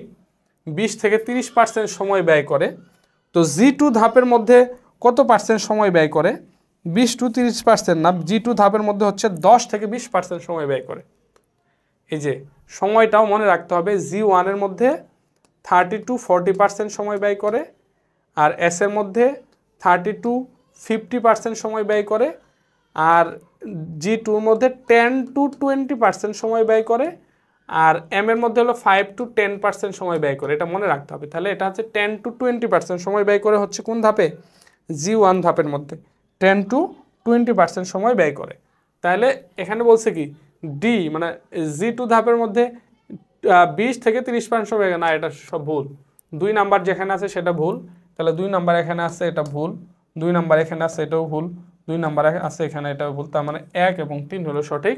এই যে এটিপি তৈরি হয়, জি এটিপি তৈরি হয়, এটা সঠিক, তার মানে 1 এবং 3 মনে রাখবা, এডিপি কিন্তু না, এটিপি। উদ্দীপকের প্রক্রিয়াটি হলো এখানে ক্রসিং ওভারকে দেখানো হয়েছে, উদ্দীপকের বোঝা গেছে অনুরূপ অংশের স্থান বিনিময় হয়েছে, যে অনুরূপ অংশের স্থান বিনিময় হয়েছে, অতএব এই প্রক্রিয়াটা হচ্ছে কি ক্রসিং ওভার, ক্রসিং ওভার। আচ্ছা, উদ্দীপকের প্রক্রিয়াটি যে ক্রসিং ওভারের মাধ্যমে কি হয়, ক্রসিং ওভারের মাধ্যমে কি হয় সেটা যদি আমরা দেখি, জিনের নতুন বিন্যাস ও পরিবর্তন সাধিত হয়, জি এটা সঠিক। জেনেটিক ম্যাপ তৈরি হয়, জি এটাও সঠিক, কারণ হচ্ছে এই যে ক্রসিং ওভার যে হবে, এখান থেকে এটা একটা অনুরূপ জিন, এখান থেকে এটা একটা অনুরূপ জিন, এখান থেকে এটা একটা অনুরূপ জিন, হ্যাঁ সেম এটার অনুরূপ হচ্ছে এই অংশটা, এটার অনুরূপ হচ্ছে এই অংশটা, এরকম জিনের একটা ম্যাপ তৈরি হয়, জেনেটিক ম্যাপ তৈরি হয়, একটা ক্রোমোজোমের মধ্যে জেনেটিক ম্যাপ তৈরি হয়, জি এটা সঠিক। ক্রোমোজোমের সংখ্যার পরিবর্তন হয় না, ক্রোমোজোমের সংখ্যার পরিবর্তন হয় না, ক্রোমোজোম যা আছে তাই থাকে, শুধু অনুরূপ অংশের স্থান বিনিময় হয়, তার মানে ক্রসিং ওভারের ফলে ক্রোমোজোমের সংখ্যার কোনো পরিবর্তন হয় না। 3 নাম্বারটা ভুল, 3 নাম্বার যেখানে আছে সেটা বাদ, 3 নাম্বার এখানে আছে বাদ, এখানে আছে বাদ, এখানে আছে বাদ, সঠিক উত্তর হচ্ছে 1 এবং 2। আচ্ছা, শিক্ষক ক্লাসে বললেন এই প্রকার বিভাজনের ফলে ক্রোমোজোমের স্বতন্ত্র বিন্যাস ঘটে, ক্রোমোজোমের মধ্যে কি ঘটে, স্বতন্ত্র বিন্যাস ঘটে, মানে ক্রসিং ওভারের কথা বলা হয়েছে, ও স্বতন্ত্র বিন্যাস অনুরূপ অংশের স্থান বিনিময়, উদ্দীপকের নির্দেশিত কোষ বিভাজনের ফলে দৈহিক বৃদ্ধি ঘটে, ক্ষতস্থান দৈহিক বৃদ্ধি ঘটে মাইটোসিসের মাধ্যমে, ক্ষতস্থান পূরণ হয় মাইটোসিসের মাধ্যমে, এই কোষের পুনরুৎপাদন ঘটে মাইটোসিসের মাধ্যমে। আর তাইলে যে স্বতন্ত্র বিন্যাস মানে হচ্ছে crossing over, crossing over, crossing over শুধু ঘটে মিওসিস বিভাজনের মধ্যে। তাহলে জীবের বৈশিষ্ট্যগত পরিবর্তন সাধিত হয় এই যে কোষ বিভাজনের ফলে, মানে মিওসিস বিভাজনের ফলে কি হয়, জীবের বৈশিষ্ট্যগত পরিবর্তন সাধিত হয়। আর বাকি তিনটাই কিন্তু মাইটোসিসের বৈশিষ্ট্য। ঠিক আছে, ওকে। উদ্দীপকের কিউতে নিচের কোনটি সংগঠিত হয়? আচ্ছা, কিউতে কোনটি সংগঠিত হয় এটা তো আর দেখা যাচ্ছে না, আমি জাস্ট চিত্রটা একটু ভালো করে বোঝানোর জন্য আমি তোমাদের চিত্রটা দেখাচ্ছি যে কিউতে সংগঠিত হয় কোনটা। এখানে এম দশা দেখানো হয়েছে, এম দশার মধ্যে এই যে এম দশার মধ্যে হলো দেখানো হয়েছে এটা হলো এম এন ও 1 2 3 4 5, আচ্ছা এম এন ও পি এই যে কিউ, এই যে এটা হলো কোষচক্রের এম দশা, এখান থেকে শুরু করে মাইটোসিস দশা। এরপরে এটা হচ্ছে G1, হ্যাঁ এটা হচ্ছে G1। আর এখানে এটা উল্লেখ আছে হচ্ছে, A1, G আর A2, এটা হচ্ছে উল্লেখ আছে হলো A1। এরপর হচ্ছে এরপর হলো এস দশা, যেটা এস দশা এটা উল্লেখ আছে হলো G। এরপর এটা হচ্ছে A2, এরপর এটা হচ্ছে A2, আর এটা হলো তাহলে এটা হলো G2 ধাপ, রাইট। এখন প্রশ্ন বলছে উদ্দীপকে কিউতে, কিউ তাহলে এটা হলো prophase, prometaphase, metaphase, anaphase, telophase, টেলোফেজের কথা বলছে। তাহলে কিউ মানে কি, তাহলে কিউ হচ্ছে কি টেলোফেজ, টেলোফেজ। টেলোফেজের নিচের কোনটি সংগঠিত হয়? টেলোফেজের মধ্যে কি হবে? নিউক্লিওলাসের আবির্ভাব ঘটে, স্পিন্ডল তন্তু গঠিত হয় না, স্পিন্ডল তন্তু মূলত বিলুপ্ত হয়ে যায়, এটা হবে না। মেটাকাইনেসিস হয় মেটাফেজ ধাপের মধ্যে, এটাও হবে না। ক্রোমোজোম মেরুমুখী চলন হয় অ্যানাফেজ ধাপের মধ্যে, এটাও হবে না। তার মানে এই যে যখন হচ্ছে সর্বশেষ টেলোফেজ ধাপ হয়, টেলোফেজ ধাপে কিন্তু পর্যায়ক্রমিকভাবে এই যে টেলোফেজ ধাপের মধ্যে এই পাশে একটা নিউক্লিয়াসের সৃষ্টি হয়, এই পাশে একটা নিউক্লিয়াসের সৃষ্টি হয়। তার মানে পুনরায় নিউক্লিয়ার মেমব্রেন এবং নিউক্লিওলাসের আবির্ভাব ঘটে, নিউক্লিয়ার মেমব্রেন এবং নিউক্লিওলাসের আবির্ভাব ঘটে। তাহলে সঠিক উত্তর হচ্ছে কি গ নাম্বারটা। উদ্দীপকের চিত্রের ক্ষেত্রে নিচের কোনটি সঠিক? মানে এই যে সেম এই চিত্রটাই, এই চিত্রটার ক্ষেত্রে নিচের কোনটা সঠিক? এটা হলো মাইটোসিস বিভাজনকে দেখানো হয়েছে। এটি অস্থাতাবিকতা জীবদেহের স্বাভাবিক বৃদ্ধিকে ব্যাহত, আচ্ছা এটা ভুল লিখছে, অস্বাভাবিকতা, এটা হলো অস্বাভাবিকতা, অস্বাভাবিকতা, এটির অস্বাভাবিকতা মানে মাইটোসিস বিভাজনের যে অস্বাভাবিক অনিয়ন্ত্রিত বিভাজন, যেটা জীবদের স্বাভাবিক বৃদ্ধিকে ব্যাহত করে। জি এটা সঠিক। আমরা জানি মাইটোসিস বিভাজনের মধ্যে অনেক সময় অনিয়ন্ত্রিত বিভাজন হয়, এটাকে অস্বাভাবিকতা বলা হয়, এটা স্বাভাবিক বৃদ্ধিকে ব্যাহত করে। জি এটা সঠিক। এ দশায় সাইক্লিন প্রোটিন তৈরি হয়, এ দশা কোনটা? এই যে এ দশা বা হচ্ছে A1, এটা হচ্ছে A1 হবে, A1 হবে। A1 দশায় সাইক্লিন প্রোটিন তৈরি হয়। তাহলে আমরা জানি যে G1 গ্যাপে এই G1 ধাপ যেটা A1, এটার মধ্যে সাইক্লিন প্রোটিন তৈরি হয় এবং এই প্রোটিন সিদ্ধান্ত নেয় যে পরবর্তী বিভাজনে সে অংশগ্রহণ করবে কিনা। ঠিক আছে, সো সাইক্লিন প্রোটিন এই ধাপের মধ্যে তৈরি হয়, এটা হলো সঠিক। তার মানে আমরা 1ও সঠিক পেলাম, 2ও সঠিক পেলাম। এটি যে কোনো ধরনের কোষ বিভাজনে দেখা যায়, যে কোনো ধরনের, এটা কোষ বিভাজনে, এটি যে কোনো ধরনের কোষ বিভাজনে উদ্দীপকের ক্ষেত্রে নিচের কোনটি? উদ্দীপকের চক্রটি না, এই কোষচক্র দেখা যায় শুধু মাইটোসিস বিভাজনের মধ্যে, কোষচক্র কিন্তু মিওসিস বিভাজনের মধ্যে দেখা যায় না। অতএব অ্যামাইটোসিসের মধ্যেও কোষচক্র দেখা যায় না ওইভাবে। তার মানে যে কোনো ধরনের কোষ বিভাজনে দেখেন না, এটা হবে না, মিওসিসের মধ্যে দেখা যায় না, অতএব 3 নাম্বারটা হবে না। 3 নাম্বার যেখানে আছে সেটা বাদ, এখানে বাদ, তার মানে সঠিক উত্তর 1 এবং 2। যে অস্বাভাবিকতা জীবদেহের স্বাভাবিক বৃদ্ধিকে ব্যাহত করে, আর হচ্ছে এ অন্ধ সাইক্লিন প্রোটিন তৈরি হয়। জি, এটি হলো সঠিক।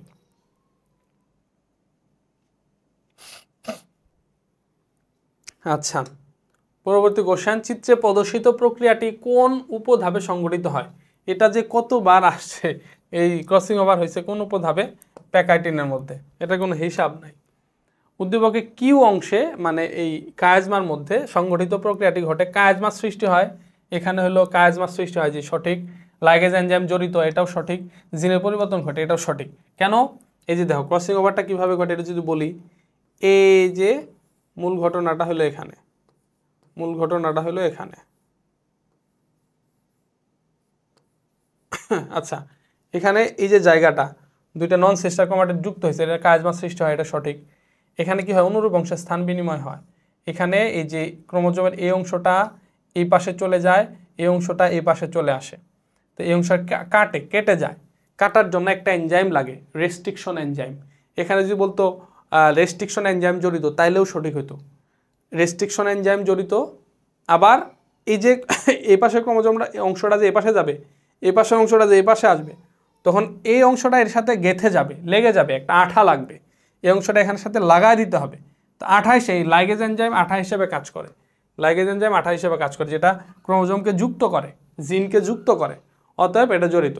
আবার জিনের পরিবর্তন হয়, জি, এই পাশের অংশ যখন এই পাশে চলে যায়, এই পাশের অংশ যখন এই পাশে চলে আসে, তখন জিনের মধ্যে গঠনের ইন্টারনাল পরিবর্তন হয়। তার মানে সঠিক উত্তর হচ্ছে কি 1 2 3, তিনটাই সঠিক, 1 2 3। আচ্ছা, মিওসিস 1 এর কোন এক উপপর্যায়ে দুটি ক্রোমোজোমের মধ্যে অংশের বিনিময় ঘটে এক্স চিত্রের মতো আকৃতি ধারণ? বলছে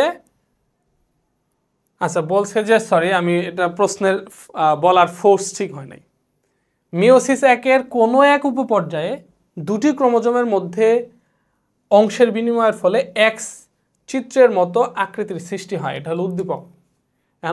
উপরের উদ্দীপকের প্রক্রিয়াটি কোন উপপর্যায়ে সংঘটিত হয়? তার এক্স আকৃতি ধারণ করছে কি? প্যাকাইটিনের মতো। ওরে আল্লাহ, কত প্রশ্ন আসে এই প্যাকাইটিন থেকে, সেম কথা। আচ্ছা, উক্ত ঘটনাটি যে ক্রসিং ওভার যে ঘটলো, নতুন ধরনের ক্রোমোজোমের সৃষ্টি হয়, জি, নতুন ধরনের নতুন বৈশিষ্ট্যের ক্রোমোজোমের সৃষ্টি হয়, সঠিক। জীবে নতুন ভেরিয়েশন দেখা দেয়, জি, বৈচিত্র্যতা আসে, এটার ফলে মিউটেশনের সৃষ্টি হয়, জি, এটাও সঠিক।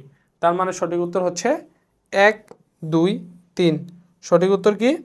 1 2 3। আচ্ছা, পরবর্তী কোশ্চেনের মধ্যে যাচ্ছে, সেটা হচ্ছে যে কোষ বিভাজন প্রক্রিয়ায় জীবজগতে বৈচিত্র্য সৃষ্টি হয়। কোষ বিভাজন প্রক্রিয়ায় জীবজগতে বৈচিত্র্য সৃষ্টি হয়। জনন মাতৃকোষ এই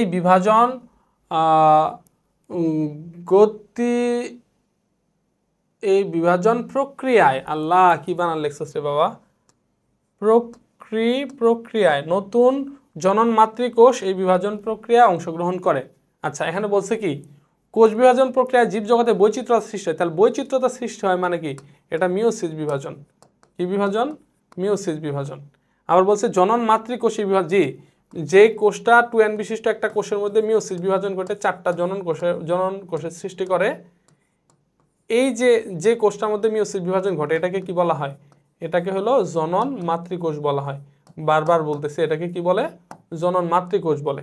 তাহলে বলছে যে ওকে, আচ্ছা, তার মানে এটা মিওসিস বিভাজন, এটার মধ্যে জনন মাতৃকোষ অংশগ্রহণ করে। ওকে, এখন উদ্দীপকে উল্লেখিত বিভাজন প্রক্রিয়ার বৈশিষ্ট্য, মানে মিওসিস বিভাজনের বৈশিষ্ট্য। হোমোলোগাস ক্রোমোজোমগুলোর মধ্যে বিনিময় ঘটে, জি, হোমোলোগাস ক্রোমোজোমগুলোর মধ্যে স্থান বিনিময়, এটা মিওসিসের মধ্যে হয়, মাইটোসিসের মধ্যে হয় না। একটি নির্দিষ্ট সংখ্যক বায়োভ্যালেন্ট তৈরি হয়, জি, সঠিক, নির্দিষ্ট সংখ্যক বায়োভ্যালেন্ট তৈরি হয়। যদি ক্রোমোজোম থাকে যদি 46টা, তাহলে বায়োভ্যালেন্ট গঠিত হবে 23টা। এক জোড়ার মধ্যে 2টা আসবে, তো যতগুলো ক্রোমোজোম থাকবে তার অর্ধেক বায়োভ্যালেন্ট সৃষ্টি হবে। তার মানে এটা নির্দিষ্ট বায়োভ্যালেন্ট, নির্দিষ্ট সংখ্যক বায়োভ্যালেন্ট সৃষ্টি হয়, এটা সঠিক। প্রত্যেকটি ক্রোমোজোম অনুদৈর্ঘ্য 2টি করে ক্রোমাটিডে বিভক্ত হয়। আল্লাহ, ক্রোমাটিডে কি লেখছস বাবা? 2টি ক্রোমাটিডে বিভক্ত হয়। তার মানে হ্যাঁ এটাও সঠিক। আমরা জানি প্রত্যেকটা ক্রোমোজোম, এই যে একটা ক্রোমোজোম এমন থাকে, পরে লম্বালম্বি দুই ভাগে চিরে যায়, তখন দুইটা ক্রোমাটিডের সৃষ্টি হয়। এই যে দুইটা ক্রোমাটিডের সৃষ্টি হয়, তার মানে হলো এটাও হলো সঠিক। তাহলে হচ্ছে কি 1 2 3, তিনটাই সঠিক, 1 2 3। ওকে, কোষ বিভাজন প্রক্রিয়ায় জীবজগতে বৈচিত্র্য সৃষ্টি হয়। আচ্ছা, ওই সেম প্রশ্ন, মানে সেম উদ্দীপক, এখন বলছে যে উদ্দীপকের বিভাজন প্রক্রিয়ায়, এটা সেম কোশ্চেনটা রিপিট হয়েছে, সরি এটা রিপিট কোশ্চেন, এটা রিপিট হয়েছে, সেম কোশ্চেন। আমরা নেক্সট কোশ্চেনে যাই। আচ্ছা, এখানে তো উদ্দীপক আলাদা, উদ্দীপকের নিচে, উদ্দীপকের নিচে না, বাদ দেবো, এটা হয়নি, এটা কোশ্চেন হয়নি। নেক্সট কোশ্চেনে যাচ্ছে। উদ্দীপকের চিত্র কোষ বিভাজনের কোন ধাপে নির্দেশ করে? আচ্ছা, উদ্দীপকের একটা চিত্র দিছে, এটা দেখে বোঝা যাচ্ছে না চিত্রটা, আমি একটু ভালো করে আর্ট করে দেই। এই যে চিত্রটা হচ্ছে এরকম এরকম, এবং কোষগুলা সবে এই যে এখানে আছে, ক্রোমোজোমগুলা কোনোটাতে এখানে আছে, এখানে আছে, এখানে আছে, এরকম। তাহলে এটা কি, প্রত্যেকটা ক্রোমোজোম যখন বিষুবীয় অঞ্চল বরাবর থাকে, বিষুবীয় অঞ্চল বরাবর থাকে, তাহলে এটা কোন ধাপ? মেটাফেজ ধাপ। তার মানে এটা হচ্ছে কি মেটাফেজ ধাপ। কোন ধাপকে নির্দেশ করে? ক্রোমোজোমগুলো বিষুবীয় অঞ্চল বরাবর থাকে, মেটাফেজ ধাপের মধ্যে, মেটাফেজ ধাপ। উদ্দীপকের চিত্রের জন্য প্রযোজ্য, তার মানে এই যে মেটাফেজ ধাপ, এই যে মেটাফেজ ধাপ, মেটাফেজ ধাপের জন্য প্রযোজ্য কি, যে ক্রোমোজোমগুলো খাটো মোটা হয়। আমরা জানি যে মেটাফেজ ধাপে কিন্তু ক্রোমোজোমগুলো সবচেয়ে বেশি মোটা এবং খাটো হয়, তার মানে এটা সঠিক। ক্রোমোজোম বিষুবীয় অঞ্চলে থাকে, ক্রোমোজোমগুলো কি হয়, বিষুবীয় অঞ্চলে থাকে, যে এটাও সঠিক। মেটাকাইনেসিস ঘটে, যে ক্রোমোজোমগুলো যে বিষুবীয় অঞ্চল বরাবর যে অবস্থান করে, এটাকে কি বলা হয়? মেটাকাইনেসিস বলা হয়, যে এটাও সঠিক। তার মানে সঠিক উত্তর হবে 1 2 3, 1 2 3, তিনটাই সঠিক। উদ্দীপকে উল্লেখিত চিত্রে উদ্দীপকে উল্লেখিত চিত্রে নিউক্লিয়াস ও ক্রোমোজোম কতবার বিভাজিত হয়? দেখো, 2n বিশিষ্ট একটা কোষ আছে, এটার মধ্যে প্রথমে মিওসিস 1 হবে, এটা হচ্ছে মিওসিস 1, তারপর এটা হচ্ছে মিওসিস 2, মিওসিস 1 এবং মিওসিস 2। তো মিওসিস 1-এর মধ্যে শুধু নিউক্লিয়াসটাই বিভাজিত হয়, এই যে দেখাই, প্রথমে মিওসিস 1 হয়, একটা ক্রোমোজোম থাকে, এই ক্রোমোজোমটা বিভাজিত, একটা নিউক্লিয়াস থাকে, এই নিউক্লিয়াসটা বিভাজিত হয়ে এই যে দুইটা নিউক্লিয়াসের সৃষ্টি হয়, কিন্তু কোনো ক্রোমোজোম বিভাজিত হয় না। এবং পরবর্তীতে এখানেও আরেকটা নিউক্লিয়াস হয়, এখানে আরেকটা নিউক্লিয়াস, এটা মাইটোসিসের অনুরূপ, এখানে ক্রোমোজোম বিভাজিত হয়। তার মানে হচ্ছে নিউক্লিয়াস দুইবার বিভাজিত হয়, নিউক্লিয়াস দুইবার বিভাজিত হয়, আর হচ্ছে ক্রোমোজোম একবার বিভাজিত হয়। তাইলে নিউক্লিয়াস ও ক্রোমোজোম, এটা কিন্তু আমরা যখন বেসিক ক্লাস করছি, বেসিক লেকচার পড়ছি, সেখানে কিন্তু এই কথাটা আমরা বারবার বলছি যে মিওসিসকে হ্রাসমূলক বিভাজন কেন বলা হয়। এটা আমরা বলছিলাম যে মিওসিসকে হ্রাসমূলক বিভাজন কেন বলা হয়, কারণ মিওসিস বিভাজনের সময় নিউক্লিয়াস দুইবার আর ক্রোমোজোম একবার বিভাজিত হয়। নিউক্লিয়াস দুইবার এবং ক্রোমোজোম একবার, এই যে সঠিক উত্তর হলো খ, নিউক্লিয়াস দুইবার এবং ক্রোমোজোম একবার বিভাজিত হয়, এই জন্য এটাকে হ্রাসমূলক বিভাজন বলা হয়। আচ্ছা, সম্পূরক উদ্ভিদের ক্ষেত্রে উক্ত বিভাজনটি ঘটে। সপুষ্পক, এটা হলো সম্পূরক না,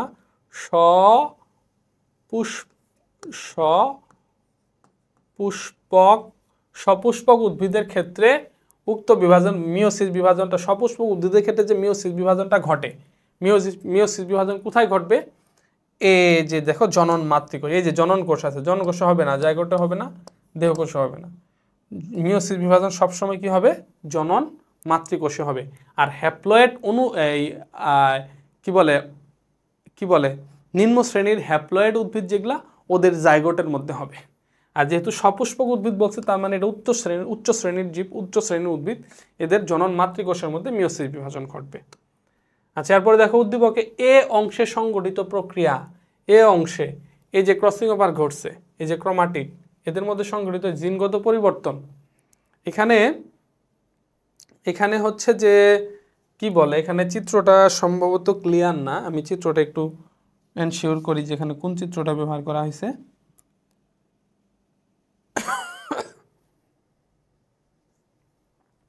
জি, এটা আসলে এখানে জোড়া লাগবে, এটা জোড়া লাগানো দেখানো হয় নাই, এটা এখানে যুক্ত থাকবে, ঠিক আছে, যুক্ত থাকবে। তার মানে চিত্রটা এই যে এরকম হবে, এই যে এরকম হবে, এরকম হবে। তাহলে বলছে যে এ অংশে সংঘটিত প্রক্রিয়া, এই যে দাগটা এখানে হবে, এই অংশের মধ্যে সংঘটিত প্রক্রিয়া হলে জিনগত পরিবর্তন, জি এটা সঠিক, নতুন প্রকরণ সৃষ্টি, এটাও সঠিক।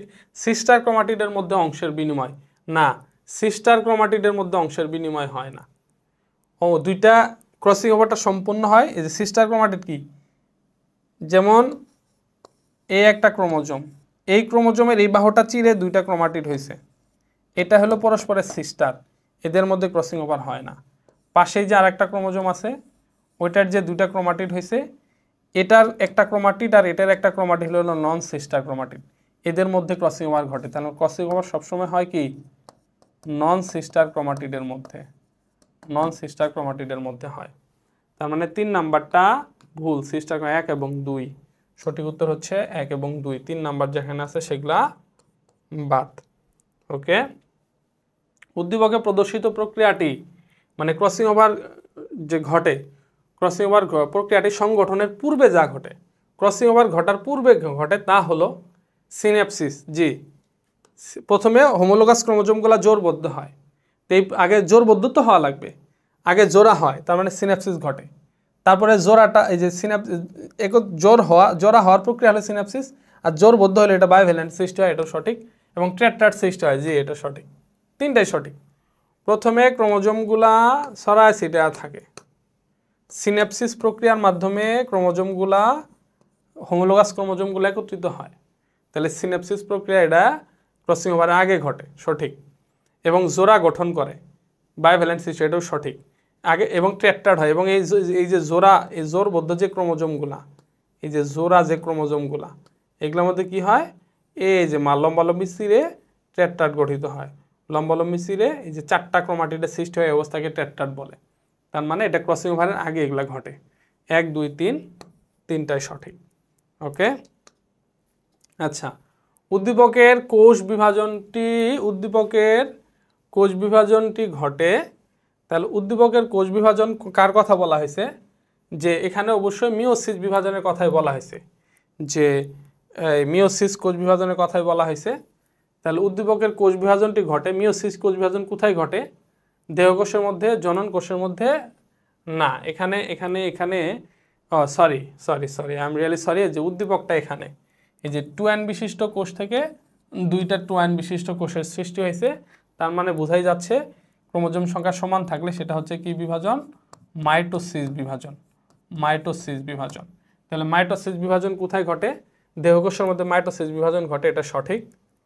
জননাঙ্গের মধ্যে মাইটোসিস বিভাজন ঘটে, এটাও সঠিক। এবং জনন কোষের মধ্যে মাইটোসিস বিভাজন ঘটে অনেক সময়, একেবারে নট সবসময় জনন কোষের সংখ্যা বৃদ্ধির ক্ষেত্রে মাইটোসিস বিভাজন ঘটে। তার মানে এটা 1 2 3 3ই হবে। এই যে দেখো জনন কোষে, এটা কিন্তু অনেক গাইডের মধ্যে পাবা যে উত্তর 1 এবং 3 দেওয়া, সেটা কিন্তু ভুল হবে। জননাঙ্গের মধ্যে মাইটোসিস, জননাঙ্গ যেহেতু দেহের একটা অঙ্গ, তো এটার ক্ষেত্রেও মাইটোসিস বিভাজন ঘটবে, সঠিক। দেহকোষের মধ্যে দেহের বৃদ্ধি ঘটবে, মাইটোসিস বিভাজন ঘটবে। এবং অনেক সময় জনন কোষের সংখ্যা বৃদ্ধির জন্য জনন কোষগুলোর মধ্যে মাইটোসিস বিভাজন হয়, হওয়ার ফলে সংখ্যা বৃদ্ধি ঘটে। তার মানে এটা কি হবে, 1 2 3 তিনটাই সঠিক হবে। সঠিক উত্তর কি হবে, 1 2 3। আচ্ছা, উদ্দীপকে প্রদর্শিত বিভাজনের মাধ্যমে, মানে এই যে মাইটোসিস বিভাজনের মাধ্যমে মাতৃ বৈশিষ্ট্য অপরিবর্তিত থাকে, জি এটা সঠিক। মাতৃগুণ সম্পূর্ণ কি হয়, বৈশিষ্ট্য বানান বৈশিষ্ট্য, মাতৃ বৈশিষ্ট্য অপরিবর্তিত থাকে। মাইটোসিসের মাধ্যমে হুবহু মাতৃগুণ সম্পূর্ণ কোষের সৃষ্টি হয়, তার মানে অপরিবর্তিত থাকে, এটা সঠিক। এককোষী সুকেন্দ্রিক জীবে বহন, আল্লাহ আল্লাহ আল্লাহ আল্লাহ আল্লাহ, কি লিখছে এটা বুঝতেছি না, দেহের ক্ষয়পূরণ ও বৃদ্ধি সাধন হয়।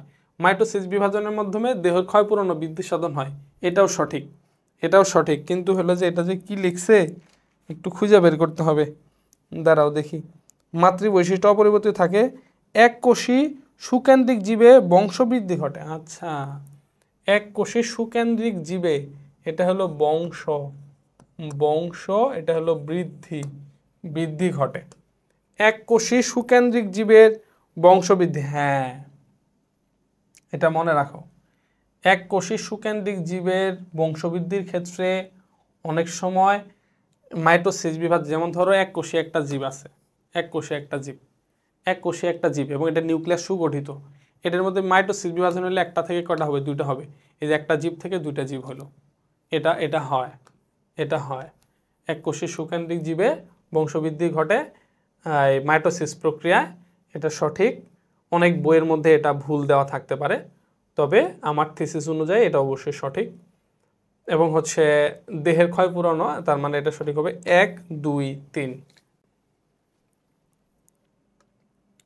ওকে, উদ্দীপকের চিত্রে ক্রোমোজোমটি কোন ধরনের? আচ্ছা, এটা বলছিলাম যদি কি হয়, দুইটা বাহু সমান হয় সেটা হলো মেটাসেন্ট্রিক। এখানে কিন্তু দুইটা বাহু সমান না, একটা বড় আর একটা ছোট, অতএব এটা হচ্ছে কি সাবমেটাসেন্ট্রিক।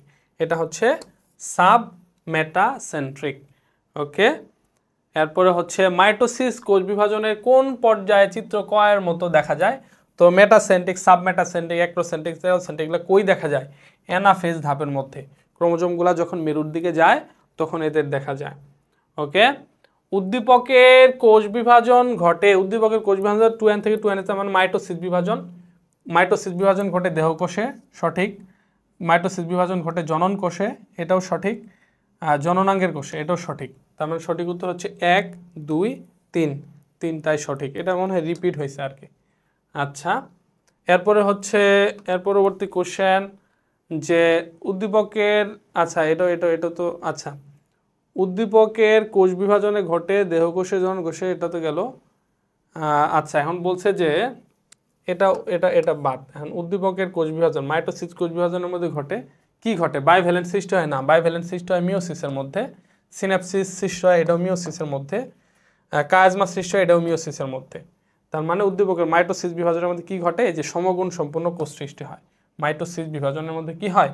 সমগুণ সম্পন্ন কোষের সৃষ্টি হয়। আচ্ছা, উদ্দীপকের কোষ বিভাজন এই যে সেম জিনিস করছে আর কি, যে এই যে সেম উদ্দীপকটা দিছে, ও বুঝে নাই আসলে টাইপিস্ট। এই যে এটার ব্যাখ্যাই তো দিলাম যে সমগুণ সম্পন্ন কোষের সৃষ্টি হয়, যেহেতু এটা হলো মাইটোসিসের মধ্যে সমগুণ সম্পন্ন কি হয়? কোষের সৃষ্টি হয়। ওকে, তো মোটামুটি এই অধ্যায়ের যতগুলা বোর্ড কোশ্চেন আছে এখানের মধ্যে সবগুলো আলোচনা করা হয়েছে। আশা করি খুব সুন্দরভাবে বুঝতে পারছো। আর তোমাদের জন্য সর্বশেষ আমি মেসেজটা আবার বলি, সেটা হচ্ছে আমার যে বায়োলজি কোর্স, তোমরা আমার এই যে এখন যে ক্লাসটা করলা কেমন লাগছে? এরকম প্রত্যেকটা অধ্যায়ের ওপর আমরা এরকম এমসিকিউ সলভ করি। এটা হচ্ছে বোর্ডের এমসিকিউ সলভ করা হলো, এরপর হচ্ছে মেডিকেল এবং অ্যাডমিশনের আসার যে কোশ্চেনগুলা এই অধ্যায়ের ওপর সেটাও সলভ করা হবে, সেটারও কোর্স হবে, বাট সেটা হয়তো ক্লাস হবে, বাট সেটা হয়তো পাবলিক করব না। আবার হচ্ছে যে এভাবে সেমভাবে যতগুলা সৃজনশীল প্রশ্ন আছে সেগুলারও সলিউশন হবে। এবং হচ্ছে মানে মোটামুটি বেসিক সিকিউ, এমসিকিউ এবং অ্যাডমিশন অ্যানালাইসিস, এবং তোমাদের দাগানো বই দেওয়া হচ্ছে একেবারে লাইভ। বেসিক লেকচারগুলো একেবারে লাইভ হচ্ছে।